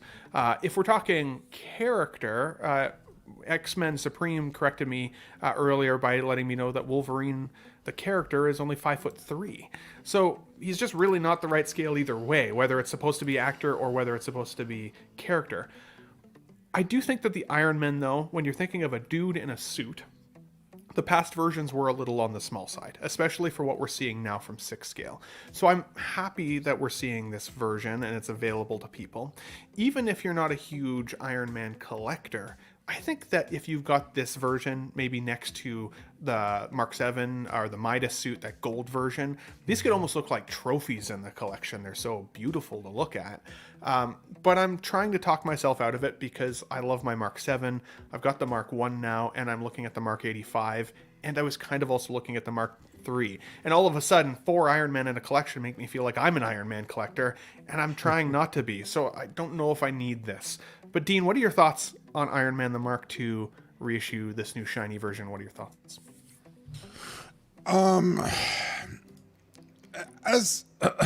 As boring as I think it is, just because we've seen every single Iron Man done to death over the years, I think this is going to be a huge improvement on anything you have. I think Hot Toys, every time they make an Iron Man, make it better. No matter what suit it is, or what, like, they've made an improvement somewhere. Like, oh, this hinge didn't work on this version, let's upgrade it here. Oh, this plastic cracked on this version, let's upgrade it here. So this is going to be a massive improvement on any Iron Man that you have currently. And it's badass, right? Like, look at it. It looks good. To me, Iron Mans have always been, or currently, not always, but currently, they've been a little on the tall side. And this one is even taller. I think we saw a graphic of all the Iron Man recently, and it's aggressively tall. But yeah, you pose it up on the shelf, you have it by itself. I mean, really, the suit doesn't really interact with anybody other than just Tony, right? Yeah, you put it by itself on a shelf, it's going to look amazing. It's going to be a centerpiece 100%. In the collection. This is badass, dude. Like, just pretty nice. Plain and simple. It's a solid release. Yeah, and I mean, I said to you the other night, buddy, like on Tuesday night's show, that I feel like it kind of highlights almost how small the Mark 1 suit is. And when I close my eyes and I think about that suit, like, he built that suit in a cave, but I remember when he comes out of the cave, he feels gigantic in the movie. Yeah. And then, like, this is going to absolutely dwarf the Mark 1 if you've got the Mark 2 standing beside it. Like, it's going to be kind of a tiny looking suit. So it highlights for me that. Now, Akira also made a really good point, Jose, that I'm curious what your thoughts are. He says, only real improvement I want is USB powered or LED functions. I want my Iron Man to be lit up 24/7. And I know a lot of folks do the light up systems. I can't remember what they're called now. You guys can fusion reactors? Yes. With their Iron Man, I feel like it was a bit of a miss that this is a new release and isn't coming USB. What are your thoughts on that? I mean, I'd love if the Iron Man figures came with USB capabilities, because they do look better when the light's on, but you don't want to be switching the batteries. And then I remember my first Iron Man was the Mark 85 that came out a few years ago. And I remember when I first got it, and I was putting in those batteries because I wanted to see how it looked lit up, and it took me forever to deal with those batteries, and I hate those batteries. I don't understand why they haven't gone with that method yet. Maybe there's a lot of trial runs that they're trying to do to make it work. They're trying to do it with the lightsaber, but it doesn't seem like that worked properly, at least from what I've heard. With what was it, the Inquisitor and Riva, perhaps, were one of the first ones that released. They just with were USBs. still not even that bright necessarily. Yeah. So it's kind of disappointing that they haven't gone there. And it kind of, to go back to kind of the conversation you guys were having on CW, it's like, then you're like thinking to yourself, well, maybe in a few years they do a 3.0, and then that one does have USB capabilities. And so you're kind of like, well, should I buy this version? Will the other one be taller or shorter or better? So it's, I don't know. I mean, this particular Iron Man is really cool, but it was not one that I usually just stick to my favorite version. And then I kind of especially with the Marvel characters, because then you go down a rabbit hole and it's just kind of like, you just pick your favorite outfit, and that's it. It doesn't matter. For me, it doesn't matter if I have Endgame Cap with Civil War Black Widow. It doesn't matter to me. So. No, that's fair. Well said, buddy. And for me, the USB portion does bug me a little bit. I don't like wires, though. So for me, I don't love a world in which every figure that has a light up function has wires. But on the other hand, to challenge my own self, I often don't put the batteries in the figures that come with the batteries either, so they're still kind of just off anyways. But I really hate wires. Somebody to look out for is guys like 6-Scale Mafia, even 1/6-Figure Focus. They do a really good job of lighting their display without there being literally freaking cords everywhere. So Yeah. I know, Anthony, you're watching out there. Maybe a video at some point of how you hide your cords would be a great one if you haven't already done a video like that. I would tune in for that to see kind of the way you get around some of that, especially he's got like arcades going and like a whole bunch of really cool shit. So let us know if you've already done a video or if that's something you'd consider for us. Eddie, and I want to get the chat's input here as well. This head sculpt looks pretty good. Really good, actually. What do we feel at this point about the head sculpt for you, Eddie? Do you think this is the best likeness to Robert Downey Jr. so far? And chat, what do you guys think is the best likeness to Robert Downey Jr. so far we've gotten in Iron Man? What are your thoughts, Eddie? Yeah, I definitely think it's a really good sculpt. I don't know about the best because the one that came with the Mark 50 and the Mark 85 look really good to me too. Maybe it's the best young Tony sculpt we've ever had. I think that's probably safe to say because the older ones. Did we have a full? Yeah, we might have had a full head sculpt and not just the underneath the. For the which helmet, one, sorry? But of a young Tony. A younger Tony. Did they do a young Tony full head sculpt back in the day? I think I want to say the Iron Man 3 did, if I'm not mistaken, the Mark 3. I think it did have the full sculpt back then because I remember it being pretty soft, but I don't think that was the masked version. Correct us if we're wrong in their chat. But if this is an update from the mech test, Tony, I think the mech test is really good too. I didn't have any problems with that one. I thought that was a good young Tony sculpt, and this would be the same movie, so it's good. The hair is super detailed. I think that's what stands out to me. The hair looks really good. I probably wouldn't use his head on this anyway, though. So it's cool. Maybe if it's an upgrade, I'll use it on the mech test. I'd have to compare them in hand. But I think it's a super cool release. I think the cool thing about it is that it's super chrome, and I think there's opinions whether it shouldn't be super chrome or it should be more of a silver finish. And I think that's cool that you could either keep your old one if you like the silver, or you could get the new one. Jesus, that's horrible. Whatever that is. right? That looks like a Marvel Legend almost. Still better than a Marvel Legend, but geez. Yeah. But anyway, this to this, like it's insane. Yeah, that's a stark difference, man. That's a stark difference. And then, so I think that there's reasons you keep the old one and not necessarily need this one, but I do think this one is a solid 2.0. And as far as the height thing, I know we were going into debate about this on Tuesday, and I was coming at it from a point of like, I always think that they do the scaling based off the actor's height, not what he's supposed to be in the movie, not what he's supposed to be in the comics, just the actor's height. And in Avengers, I didn't really look at, because he's not standing next to any superheroes in this movie. So in Avengers, the Iron Man should be the same size as Captain America or Thor. They're kind of all the same height in the Avengers. And this is scaled to the same size as Captain America and Thor from Endgame. So to me, it seems like a better height there. And that's the way I thought Hot Toys always did it. And then when you showed me the height difference between Wolverine and Black Panther, I was like, well, that kind of blows my theory out of the water, because Hugh Jackman is 2 or 3 inches taller than Chadwick Boseman. So I don't know how the height difference is there, but yeah. So I don't really know how they decide, but I do think that the new one is a definite upgrade, and I think it's a perfect size. I don't think it's oversized. He should be the same height as them. So that's how I feel about that. I don't know what Corn Dog Chats is, but you're right here when they say that this Iron Man doesn't necessarily look that much bigger than either Cap or Thor. So interesting. Yeah, scaling's a weird aspect, because I feel like when it's a scaled character, it should be scaled all throughout. Like, I'm not always sure why there's so much inconsistency. Thomas, what do you think in terms of this Iron Man suit, Mark II? Is this one that you've got under consideration for you, or is this one you're going to try and skip? You know, it's not something I'm planning to get, but if I wind up with the financial opportunity and the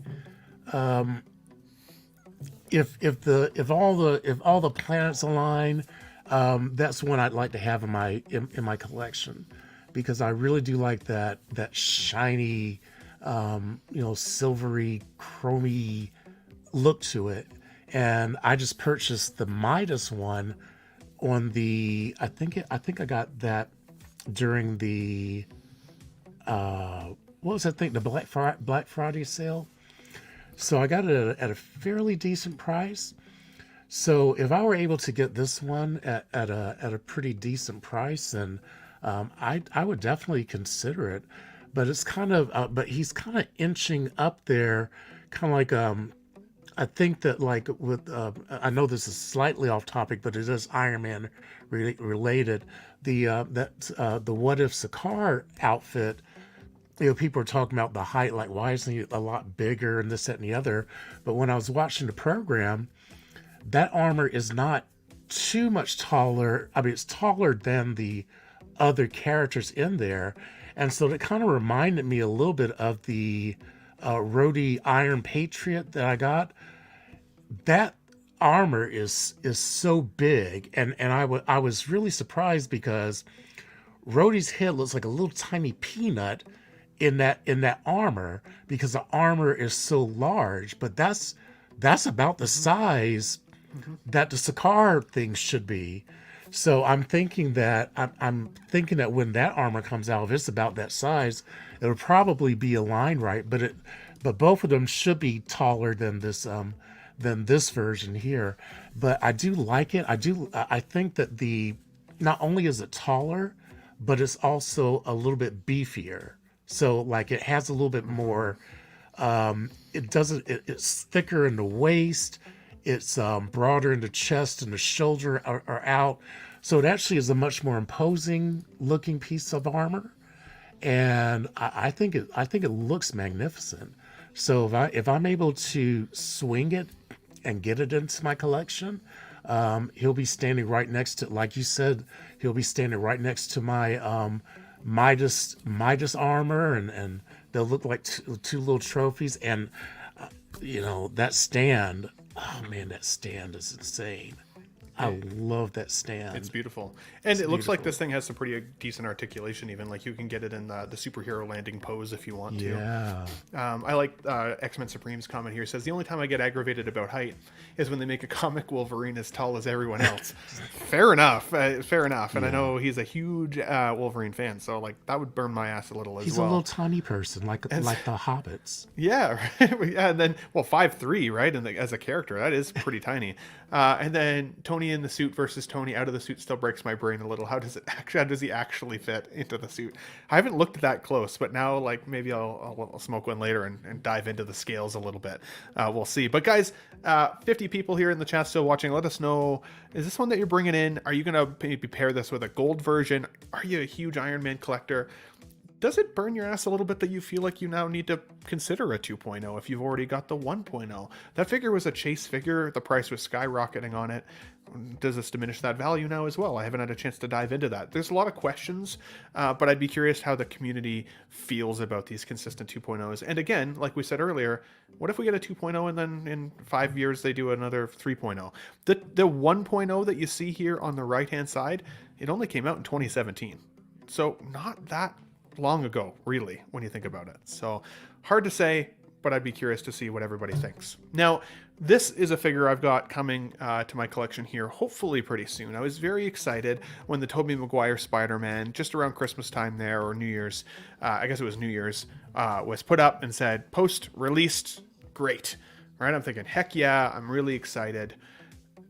and I know that 2017 was 7 years ago. It's crazy, okay? But still, 7 years ago is not 10, not 12, not 15. Like, that's not that long. That's not that long. But sorry, I get back to Spider-Man here. I was excited, and then I almost immediately got a notice from Sideshow that my figure's delayed. So I was like, so much for released, like great, you know. So hype train kind of went up and down for me. Now I've seen collectors out there and YouTubers and stuff say some people feel like this isn't that great. Some people feel like the likeness isn't that strong. I don't see that to be like, for me, in my perspective, I think it looks a lot like the proto, a lot like it. There's still some changes from the prototype for sure, but I definitely think this looks like Tobey Maguire. You know, when we were teasing that Mark III head sculpt there a few minutes ago of that original Tony Stark, like, to see where Hot Toys has come from to what they are now, it's staggering.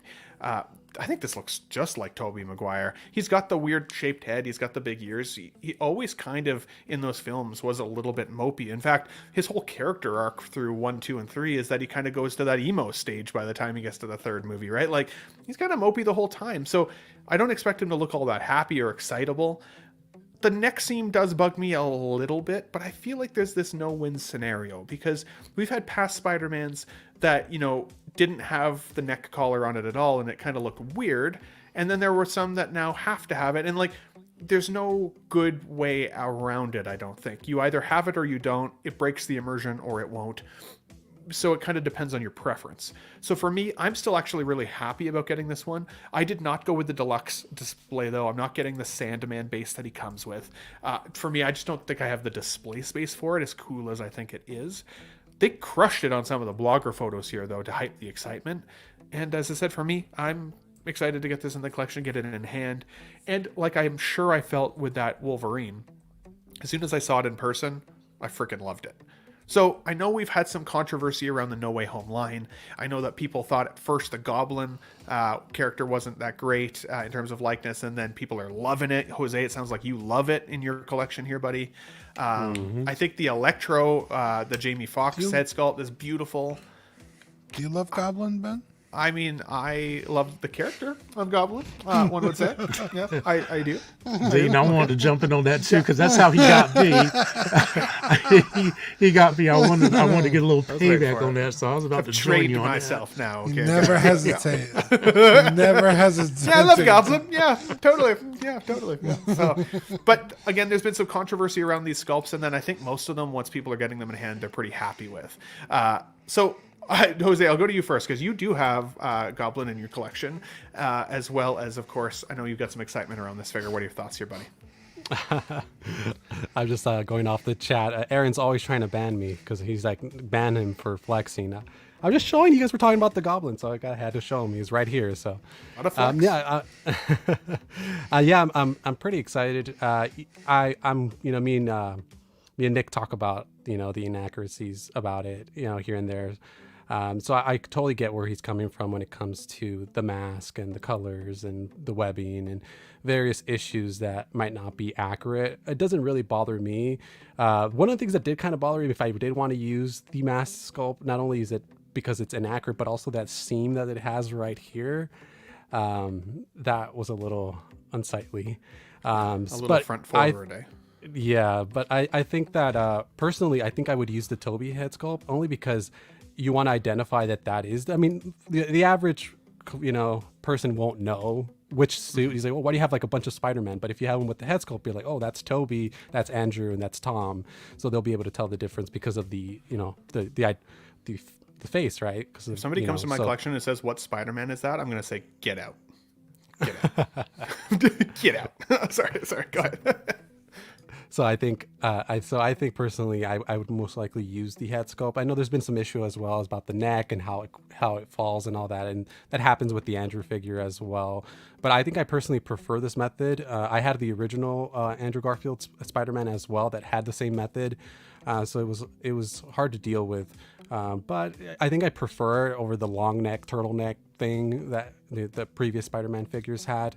So either way, I mean, I think this is fine. Again, I probably won't use. I'll keep it somewhere else, the mask sculpt, and I'll just go ahead and use with the Toby head. Jose, Absolutely. What is it that people are I keep hearing everybody complaining about something with the neck, and I never really got a clear grip on what they were talking about. So the way that it hooks on is like there's like a hook, and you insert the whole head, and it plugs in when you're inserting the head sculpt, and it gets kind of loose, especially when you're posing. It's really annoying. So Doesn't have quite that same level of articulation, even Thomas, that you'd see on like a Tom Holland sculpt, where the head, like, you can actually like pull it back. So if you're putting him in like a forward swing pose, you want him to be able to kind of look upwards. It's going to reduce that ability a little bit, for sure. And the seam is itself just a little on the ugly side. But Nick's Collectibles here, I know he's kind of the resident expert, or people are calling him the resident expert. I know he wasn't super happy about the black suited Spider-Man from the third film that's on its way, hopefully here at some point, release-wise. I see what he's saying here. So he says, I don't buy figures for other people to know who it is. It's for me.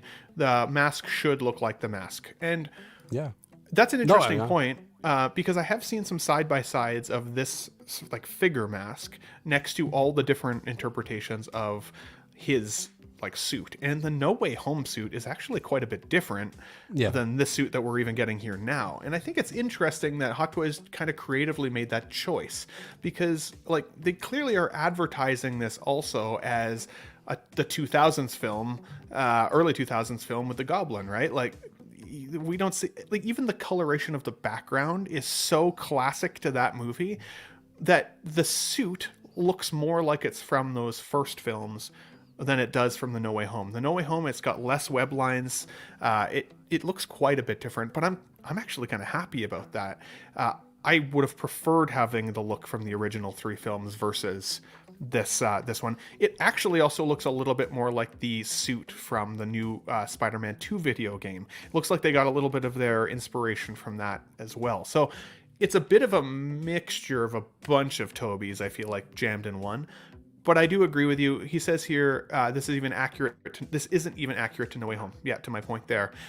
It's weird hybrid of No Way Home and the OG suit. But at least I feel like if they'd given us the No Way Home look, people would be like, it doesn't look like Tobey's suit. Because I don't know if anybody would have noticed, or I shouldn't say anybody, but a lot of us wouldn't have noticed that there was that much of a change in the No Way Home suit to the originals. And I think that might have actually pissed people off more if it was closer to No Way Home. But what about you, Dean? What do you think about Tobey here with regards to the suit, some of the creative choices that Hot Toys has made, and even the likeness to Tobey Maguire?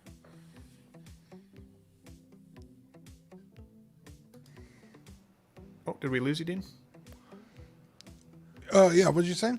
I said, what do you think of Tobey here, the likeness with Tobey, as well as some of the creative decisions that Hot Toys has made around the suit?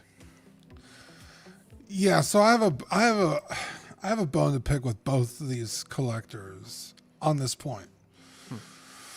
Because most people say, it doesn't really matter to me, I don't really care. Which is fair. You don't have to. No one's telling you you have to.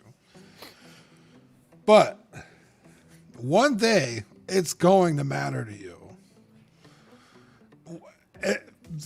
They could touch on your favorite character, your favorite movie of all time, and all of a sudden, that's going to be super important to you. And if you were quiet for all the other times, you know, what you get is what you get. So if you're going to be super unhappy about that, then it's like, well, you didn't say anything about all this other shit. So if everyone's quiet all the time, then Hot Toys is never going to know when they're making a mistake, right? So I think it's important, even if you don't agree, if you see something that's objectively true, like, well, fuck, yeah, that mask does look completely wrong. You know, as annoying as it could be to see somebody complaining about that kind of stuff, like Zach with the pants prints thing, like that is, yeah, it's like, yeah, he's a little annoying about it, but he's not wrong, right? Yeah, of course. It's you know, you got to back up those people when they're voicing their opinion, but at the same time, Nick, if this suit is so egregious, don't fucking buy it. Stop giving them your money. If you think this is wrong, and this is wrong, and this is wrong, and they didn't do this, this, and that, don't buy it. You're not helping yourself. Yeah. I know you really want the figure, and Toby's your favorite guy, but if this isn't what you're expecting for the money that you're paying for it, and you want them to do it correctly, stop giving them your money. But like, will I one know person that's make so much of a tough. difference? Right? Like, that's the thing. So many people are going to buy it that he's just missing his opportunity to have one of his favorite characters. So, like, even if it's not perfect, it's still, like, better than not having it at all, right? Yeah. Yeah, I mean, if you really love the character, but then don't get on the internet and say all this stuff is wrong. Because if one person doesn't make a difference, then why are you even trying? It's a community thing, right? It is If a community. if everybody put up and was like, we're not going to pay for this, they'll start listening real fast. Yeah. Like the Tony Stank-head sculpt, right? That's why they literally gave us a new sculpt. Yeah, dude. Yeah. If nobody had said anything and just kind of let it go, right? Like, It's tough, right? Like, both sides of the argument are true. Both collectors are correct. It's like, hey, it doesn't really matter to me. I like Toby. It looks good enough on the shelf. That's cool with me. That's fine too. You could be that collector. You're completely right to do that too. So it's weird to see like people bicker and fight. It's like, but you're both right. Yeah. Like, I mean, he said it a second ago. It's for me. It's for my collection. Like, I don't really care what Ben thinks about, my Dragon Ball figures. Yeah, it's like, well, I love Dragon Ball, so I'm going to buy a bunch of Dragon Ball shit. Like, it's not Ben's money or his collection, so do whatever you want. But yeah, it's like you gotta, back up what you say with your actions. So it's so hard because I totally agree with you, Dean, and it's hard like not to challenge you on it because I've always hated that argument because these are things that we look forward to them when they show us, better solicitations or things that change on the final versus proto. That's a sting. It's a bee sting. But again, like show me a company that's making a better Tobey Maguire at this point. There's nobody else to get this scale and this character. So like, and Hot Toys knows it. So they don't really have to change it unless a company like InArt or J&D down the line get that license, and then you're going to see some badass 3.0s, right? But that's not a good feeling either. That does put a bad taste in collectors' mouths. At the other side of it, though, as I said, I can see the disappointment a guy like Nick would have because, like we said earlier, if it's your favorite character and they don't make it accurate, but you still want that character and you're represented in your collection, like I would still be tempted to buy it despite my frustration with it not being right. 100%. And it's a tough nut to swallow for sure. It's super is 100%. Yeah, I know Nick. He wants to have the base of the figure and then mod it himself, so that way he's happy with it. That's true. That's also another possibility. But yeah, I mean, you can also. I'm not saying that you could only do one or the other.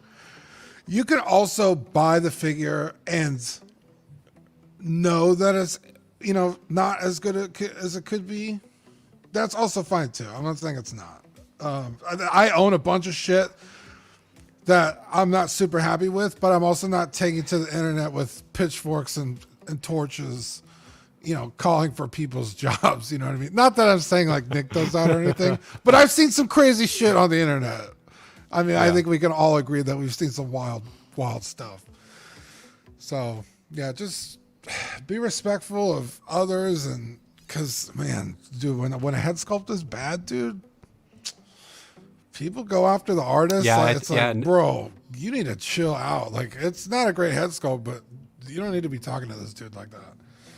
That's fair. You should see some of the hate for EXO-6 though. Those poor artists. I feel bad for them sometimes. But what were you gonna say, Jose? Yeah, and I think Nick had told me. I think he said it in the chat that he got it from like the Hong Kong Day One people. So it'd be hard for him to cancel too. That's true. That's fair. Yeah, he says here, actually, too late for me to cancel this one since I got it from the scummy Hong Kong sites. But definitely not getting to doing that in the black suit. And a curious head sculpt. So he is head sculpt is the life of this figure. And yeah, I mean, for me, I'm definitely getting it for the likeness. It's hard for me with Spider-Man because even the Tom Holland version that I've got, I typically keep that sculpt in the box because I like having a Spider-Man with mask on. But on the other hand, the sculpt is fire for Tom Holland, and like this one I still think is really, really strong. So great point, Dean. Very spicy. I like it. Eddie, how do you respond to Dean with such a spicy point when it comes to buy it or don't? I know that's now tagged in CW. What do you think, buddy? Get it or not? It's it or my not? turn to tell Dean how completely wrong he is. Yeah. No, actually, I agree 100% with Dean. I feel like I'm always up for that point. Is like, you're gonna get it either way. You're gonna get it, and it sucks. It sucks because Hot Toys does for sure know that. J&D knows that. That's why they're so pompous the way that they are and the way that they handle their business. And yeah, it sucks, and it's probably the best version you're gonna get in 1.6, and who knows if you're gonna get it again from anybody. So there is all that. You got to take all these things into account, but then again, like, we're all adults. It's our decision, and it's true. We do have to take all of these little bits of information into account and make your own decision and stand by your decision that you made. To me, I didn't notice anything wrong with the mask until someone mentioned it, and then I thought in some pictures the angle of the Spidey lenses look weird to me. Like, they shouldn't be angled as high as they're angled. They should be lower, and that bugs me. But I am going to use the Toby head sculpt, and so I probably won't even use that mask at all unless it looks way better to me in person, and that usually ends up happening too. And even if I see something I don't like, usually in person I'm like, wow, it looks way better than I thought it would have looked. So I like to get it in person and judge for myself. The only thing that really, really bugs me is the hands. The hands look very, very toy-like and cheap to me. It's like very plastic. Yeah, the Andrew one had sculpted web lines, and I don't know why this one doesn't, because it's silver paint, and they would have had to, or maybe it's thinner web lines. I don't know why they didn't do it, but the hands really stand out against the realness of the figure.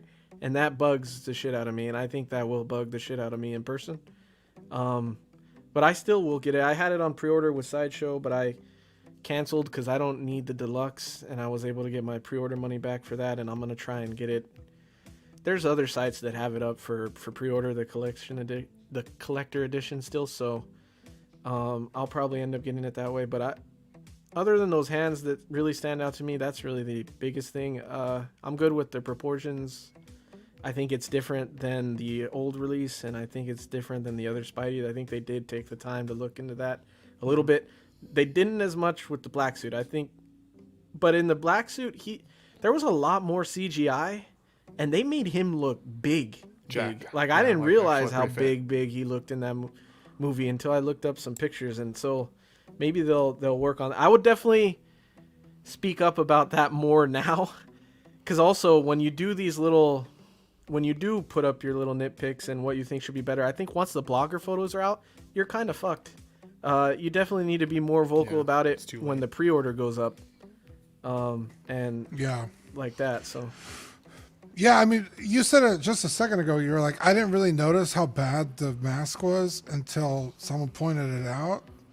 Which is why it's like, yeah, I'm not an expert on every character, which is why I was saying earlier, like, it might not matter to me today, but when it's something I do really know about, that's when it's going to affect you personally.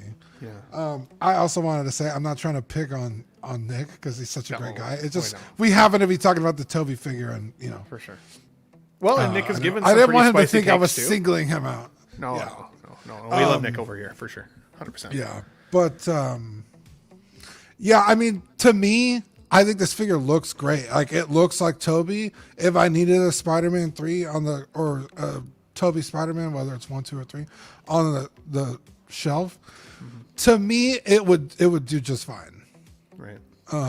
It's hard being sometimes part of the collecting community, though. Like, even for me, like I've found myself having the wind taken out of my sails at times, because you're like, wow, that figure looks really good, and then you go and want to talk about it in the community, and people are like, this is crap, this is the worst figure I've ever seen, and you're like, what? Why? And then you start kind of diving into it, and you're like, oh, okay, like maybe, like I started to feel that way about Wolverine, as I said, and then I got that figure still in hand and love it. So I'm like, okay, like it's hard to be part of the community, especially Yeah, in the of the vocal minorities, and still not let it affect you, right? I'm definitely not innocent. I've dogged on Zach's told the story before. He bought a Django figure from Django Unchained, and Oh yeah.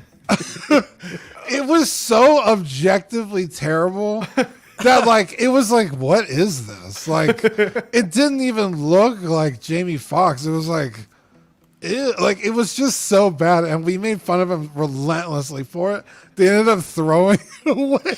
Oh my god! He didn't even bother trying to resell it. He threw it away. Poor Zach. I know, I felt so bad, but I promise you, if I could find pictures of how horrific it was like, what is this?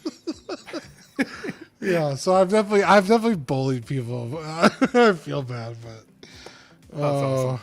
That's awesome. it's a X-Men fun Supreme, hobby. thanks for coming through, buddy. He says Baldur's Gate 3 time with the boys. That's fun. Have fun.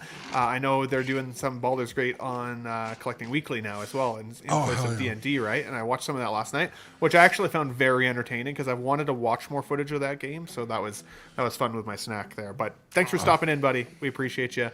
Six Scale also agrees Baldur's Gate 3 is the best. I beat it 4 times. Oh my god. Damn. Jesus, you love to see it. So I wish I was a professional YouTuber like Six Scale Mafia. I'm just kidding. I love you, buddy.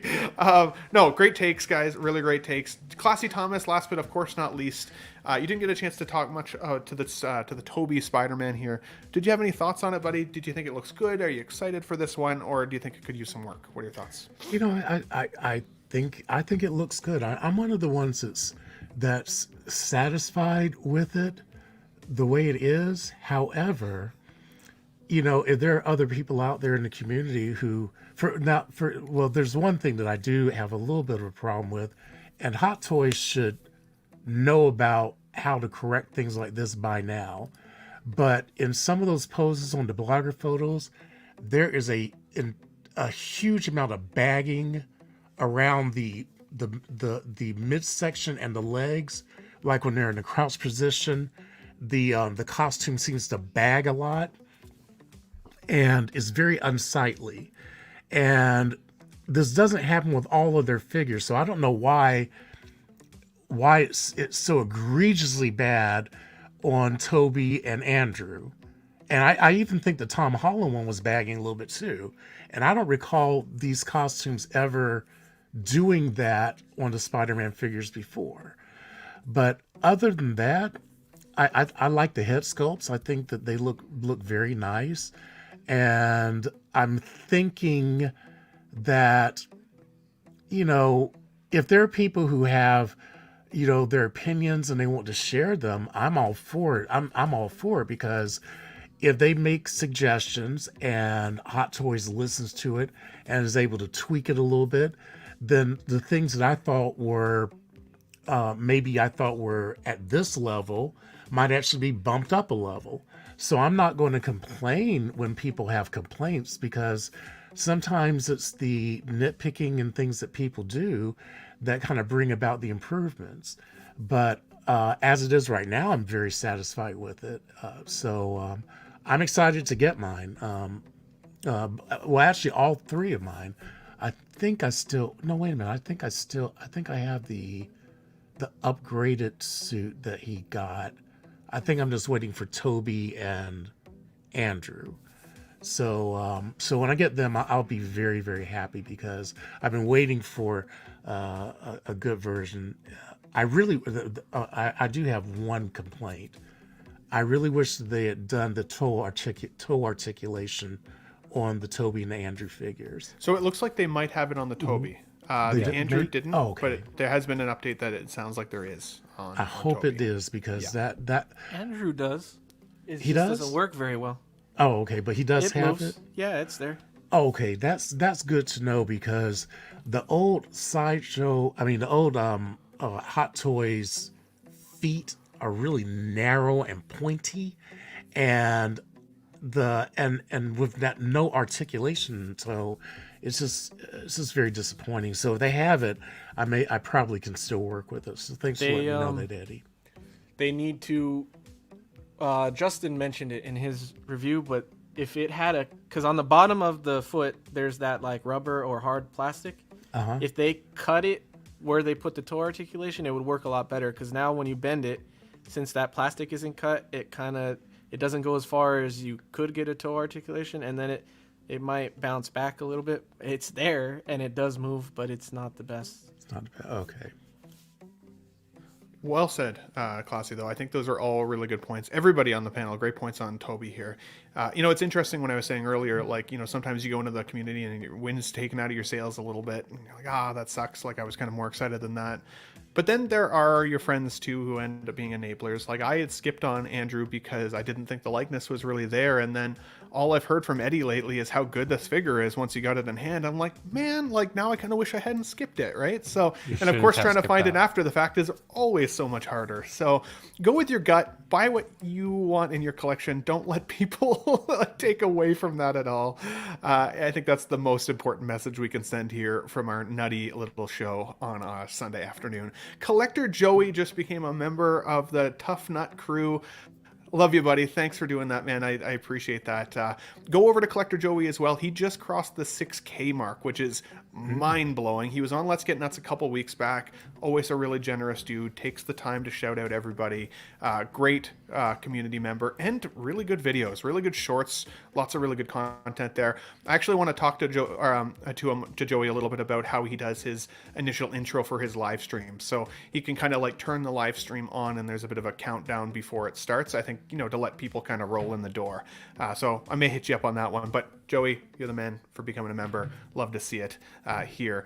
We need, I think, 4 or 5 more members on the channel before I dive into the pay for StreamYard. It's about $50 a month Canadian for me, but I think that would be a great way to give back to the community, have a slightly higher resolution rate. I think you could do 1080 streams, and then I can have more panelists as well. I think up to 10 panelists. Right now, I have to kind of exclude people. It's first come, first serve, very much so.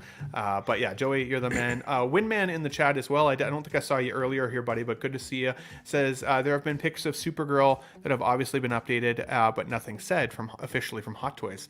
I'll be excited to see that a little bit more as well. Sam Gisty says doesn't know how to join. You can click that link if you're through the computer, Sam, and you can connect over there. That does actually wrap the show today, guys. We do have 57 people in the chat, so I'll just remind you, some of the perks of being a member, since we're on the topic, are these badges that Dean so graciously helped me create. They appear beside your name while you're in our live streams here. I think still my favorite is the Live Long and Nut or the Terminator, but I think they're all really fun. Yes, they do look a little bit like ball sacks for sure as well. Does Mr. Spock, does he have low-hanging boobs? Maybe, yeah. You look a little. You're gonna have to look a little closer there, Classy. Yeah, I'm kind of trying to check it out. It kind of looks like, what was that character on South Park, Mrs. What's her name? The one whose boobs always hang down. Butterman? I don't remember. No, Miss Chokes on Nuts. Oh yeah. And then if you also are a fan of it, we've got the custom emojis in the chat for you guys as well. You can see here Joey rocking the turtle nuts there. I love the turtles. Once you've become a member, I think for like 2 years, because they have to give you stages of completion, you'll get the Leonardo nut eventually. So that's a ways down the way, but there's some pretty cool ones that are created. 14 Wellington just became a member as well. Thanks, buddy. I appreciate you for sure. Everybody who's become a member is really helpful. We'll definitely update this final slide here this week so it gets a good shout out on all the shows. I've been putting this slide in with my video content as well because it is certainly appreciated that you guys are willing to spend your $2 a month on me and my little show here and to support the team of folks here as well. Let's shout out the Tough Nut member crew as we have them currently. So we've got Alvin J, Collecting Weekly, Money Mendez, 6 Scale Mafia, Katera, Feezy's Figures, King Dingaling, Sith Scale Collector, Paul Schreiber, The Batman, The Movie Canon, 1/6 Figure Focus, SpongeBob Square Balls, The Empire Strikes, Pete Cass, Ryan Smith, and now we of course have 14 Wellington and Collector Joey. Love you guys. Thanks for joining in. Otherwise, either way, even if you're just here to enjoy the content, I hope you enjoy it week over week. We look forward to it, seeing you guys every week here. Of course, you're here on the Ben Thomas Show. I've just crossed the 2,800 subscribers now. We're on the road to 3K.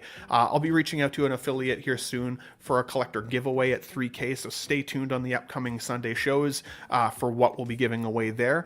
But if you haven't had a chance to subscribe, especially if you're watching on replay, always appreciated. But that's enough about me. Dean, I want to go to you. Collecting Weekly, what do you got coming up on the show here coming week that we can look forward to? Yeah, tomorrow we have unboxing. We're doing Hot Toys Wrecker, and what other figure came out this week? Not this week, but earlier this Toby for sure. Let's see Toby, here. Buzz, Wrecker. Yeah, a couple. Maybe it's Toby. Lane Kramer is going to be unboxing a figure as well. Tuesday we got the main show with the boys. Ben, you'll be there. Eddie, Heck yeah. Marco and Zach and myself. Wednesday we have After Dark, where we just shoot the shit. Classy Thomas is usually there, hanging out with us, talking about murder and buttholes and penises and Jesus. whatever happens to come up. It's Well, we were monetized until Dean spoke. So But classy. Yeah, and then Thursday will be Eddie. Is it Swamp OFAC. Talk? Should Oh, be it's OFAC. OFAC. Okay, Nice. it'll be Yeah, OFAC Thursday. this week. The British correspondents of the show. Yeah, I know you Talking missed Pete about- earlier. He Yeah. got off just as you were jumping in. So Oh yeah, Pete's such a sweetheart. And then Friday, just another Friday night. It's a pop culture podcast. And then Saturday, I don't know if we're doing Baldur's Gate 3 again. I want to do it every week, but we might do it every 2 weeks just to lengthen out the show. But it's so fun, dude. it was fun to It's- watch. It's a fun to really fun game to play. So I kind of want to do it every week, but we'll see. But yeah, good week of content coming. Absolutely, buddy. Well, thanks for coming in, even at the clutch last hour. We needed your spicy take in here and your beautiful face, as well as Kevin. Yeah. Love you guys, of course. I wanted to shout out Sam Gist, also jumped in as a Tough Nut Crew member as well. Thanks for coming in there, buddy. I think we only need one or two more, and I can pop over and get that live stream going for StreamYard. And then we don't have to see this little duck in the corner anymore. I'd be okay to lose the duck in favor of a nut or something different. So, but yeah, Jose, back again. Thankfully out of retirement. Happy to have you back. Sorry I didn't tag you in the Instagram post. That was a fail. okay. No, love you, buddy. Anything you got coming up? You on any other streams this week or anything like that people can find you at? Yeah, usually on Mondays I'm with Shane on the Hope Show, 1 p.m. Pacific Standard Time, with the guys over there. We had a lot of fun on Mondays. Eddie joined the other week, past few weeks, so it's been a lot of fun. And on Thursday with Collector Joey, I'm going to be a special guest on his show, Cop or Drop. Nice. So I'll be on there with him. So it fun should be fun. I've never streamed with them before, so it should be... Well, Joey, on other streams, but not with the other guys, so it should be fun. Yeah, I got to get in with Collector Joey too as well. I mean, he just became a member, but I haven't had a chance to be on Copper Drop myself, and it's becoming one of my favorite weekly shows. I got like one every day of the week now that I look forward to. I feel like so because I've also been really enjoying Jedi Night's Watch on Wednesdays. Even like that's been a really fun one with the Wolf Pack over there. So many good shows to choose from. So obviously we always appreciate you guys following us around as we make our rounds on streams there. But Yeah, and I think I'm also going to try to get like a separate collecting Instagram going so I can start posting more photos because I don't want to be bombarding my family and relatives with my collection photos. So might get that going as well. So be on the lookout. that's fair, because especially since if they're non-collector family, they're probably like, man, Jose, like he's gone off the deep end with this plastic crack stuff. Like, what are we gonna do with this guy? So, now I appreciate you, buddy. Anytime you want to come back, let me know. I know you're I think you got in first last week as a volunteer, so always appreciate it for the heads up notice. Mr. Eddie Money Mendez, I tagged you on your personal Instagram today, but then I saw that you corrected that in social media. So you've got another way for us to follow you, and you're doing a little bit more content yourself. Tell us about that, buddy. Yeah, just kind of the same as Jose mentioned on I have It's Money Mendez Instagram, but I'm trying to separate like figure and collectible stuff from, I post like gym stuff and, stupid quotes that I always made fun of and I repost on Instagram anyways, stuff like that on my regular one. So on Insta Made Media, I kind of post when I'm posing a figure on my stories, or I repost some news that I generally am excited about. Nudes or news? That would be news, Okay, sir. just making Nudes sure. is a completely different That's media OnlyFans. platform. Gotcha, I tend not to talk about that live very often, but yeah. So on Instant Made Media, that's kind of more of like what I'm trying to make my content, because I like posting reels and stuff. I post there more than YouTube even, because I have the Made Media channel, but I don't post too often. I post some stuff recently, and I have a couple other videos that I've been thinking about doing that I may post this week. So if you guys want to check that out, you can. But definitely you'll find me more on here on Sunday, or CW on Tuesday/Thursday, and some Wednesdays too. And I've been joining Shane a lot on 1/6 Figure Focus over there on Mondays, and then LW on Friday, whatever channel it's on. I'm not sure what channel it'll be on this week. I'm guessing P-Rock, because it's been on everybody else's recently, or Dan, P-Rock or Dan maybe, but well, I'll update that on Tuesday or whatever. But yeah, I always love being here. Love the show. Glad we're back fun. for 2024. So. Heck yeah. Every Sunday we're gonna rock it this year. I think that's the goal. I'm gonna try and do every Sunday this year, unless family emergency or internet issues, because that happened to me What once about last year Easter as well. Sunday, man?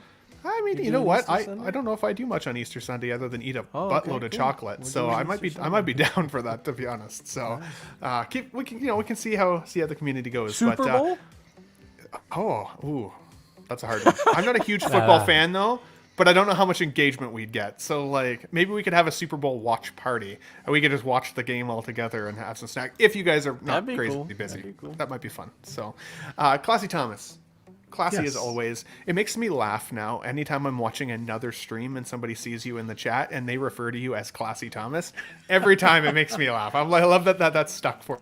I know, yeah. But I'm really enjoying that. Yeah.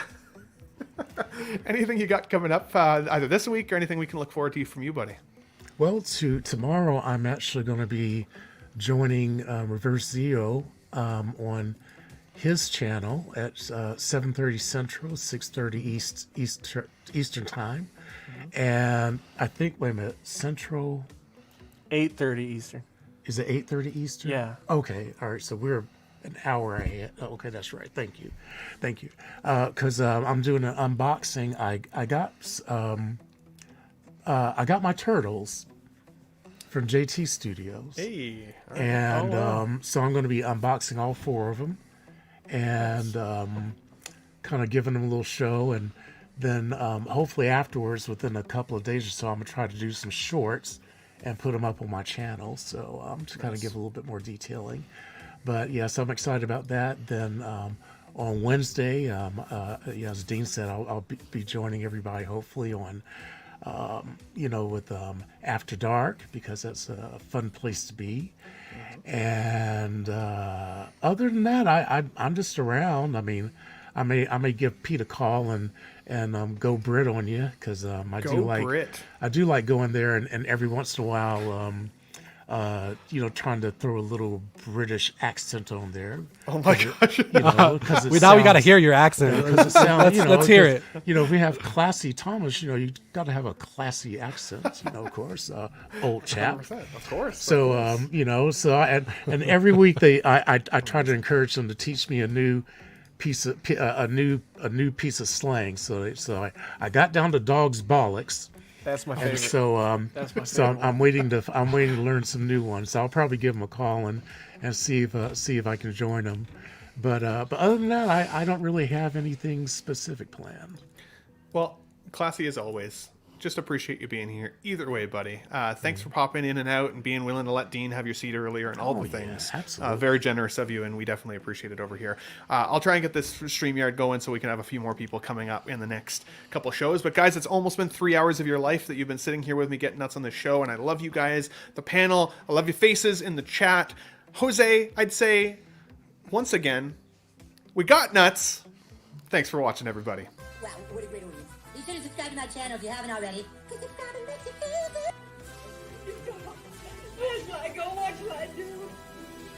Frankly, my dear, I don't give a damn.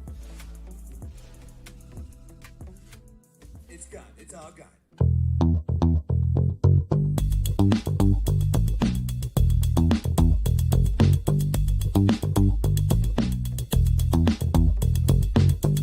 you.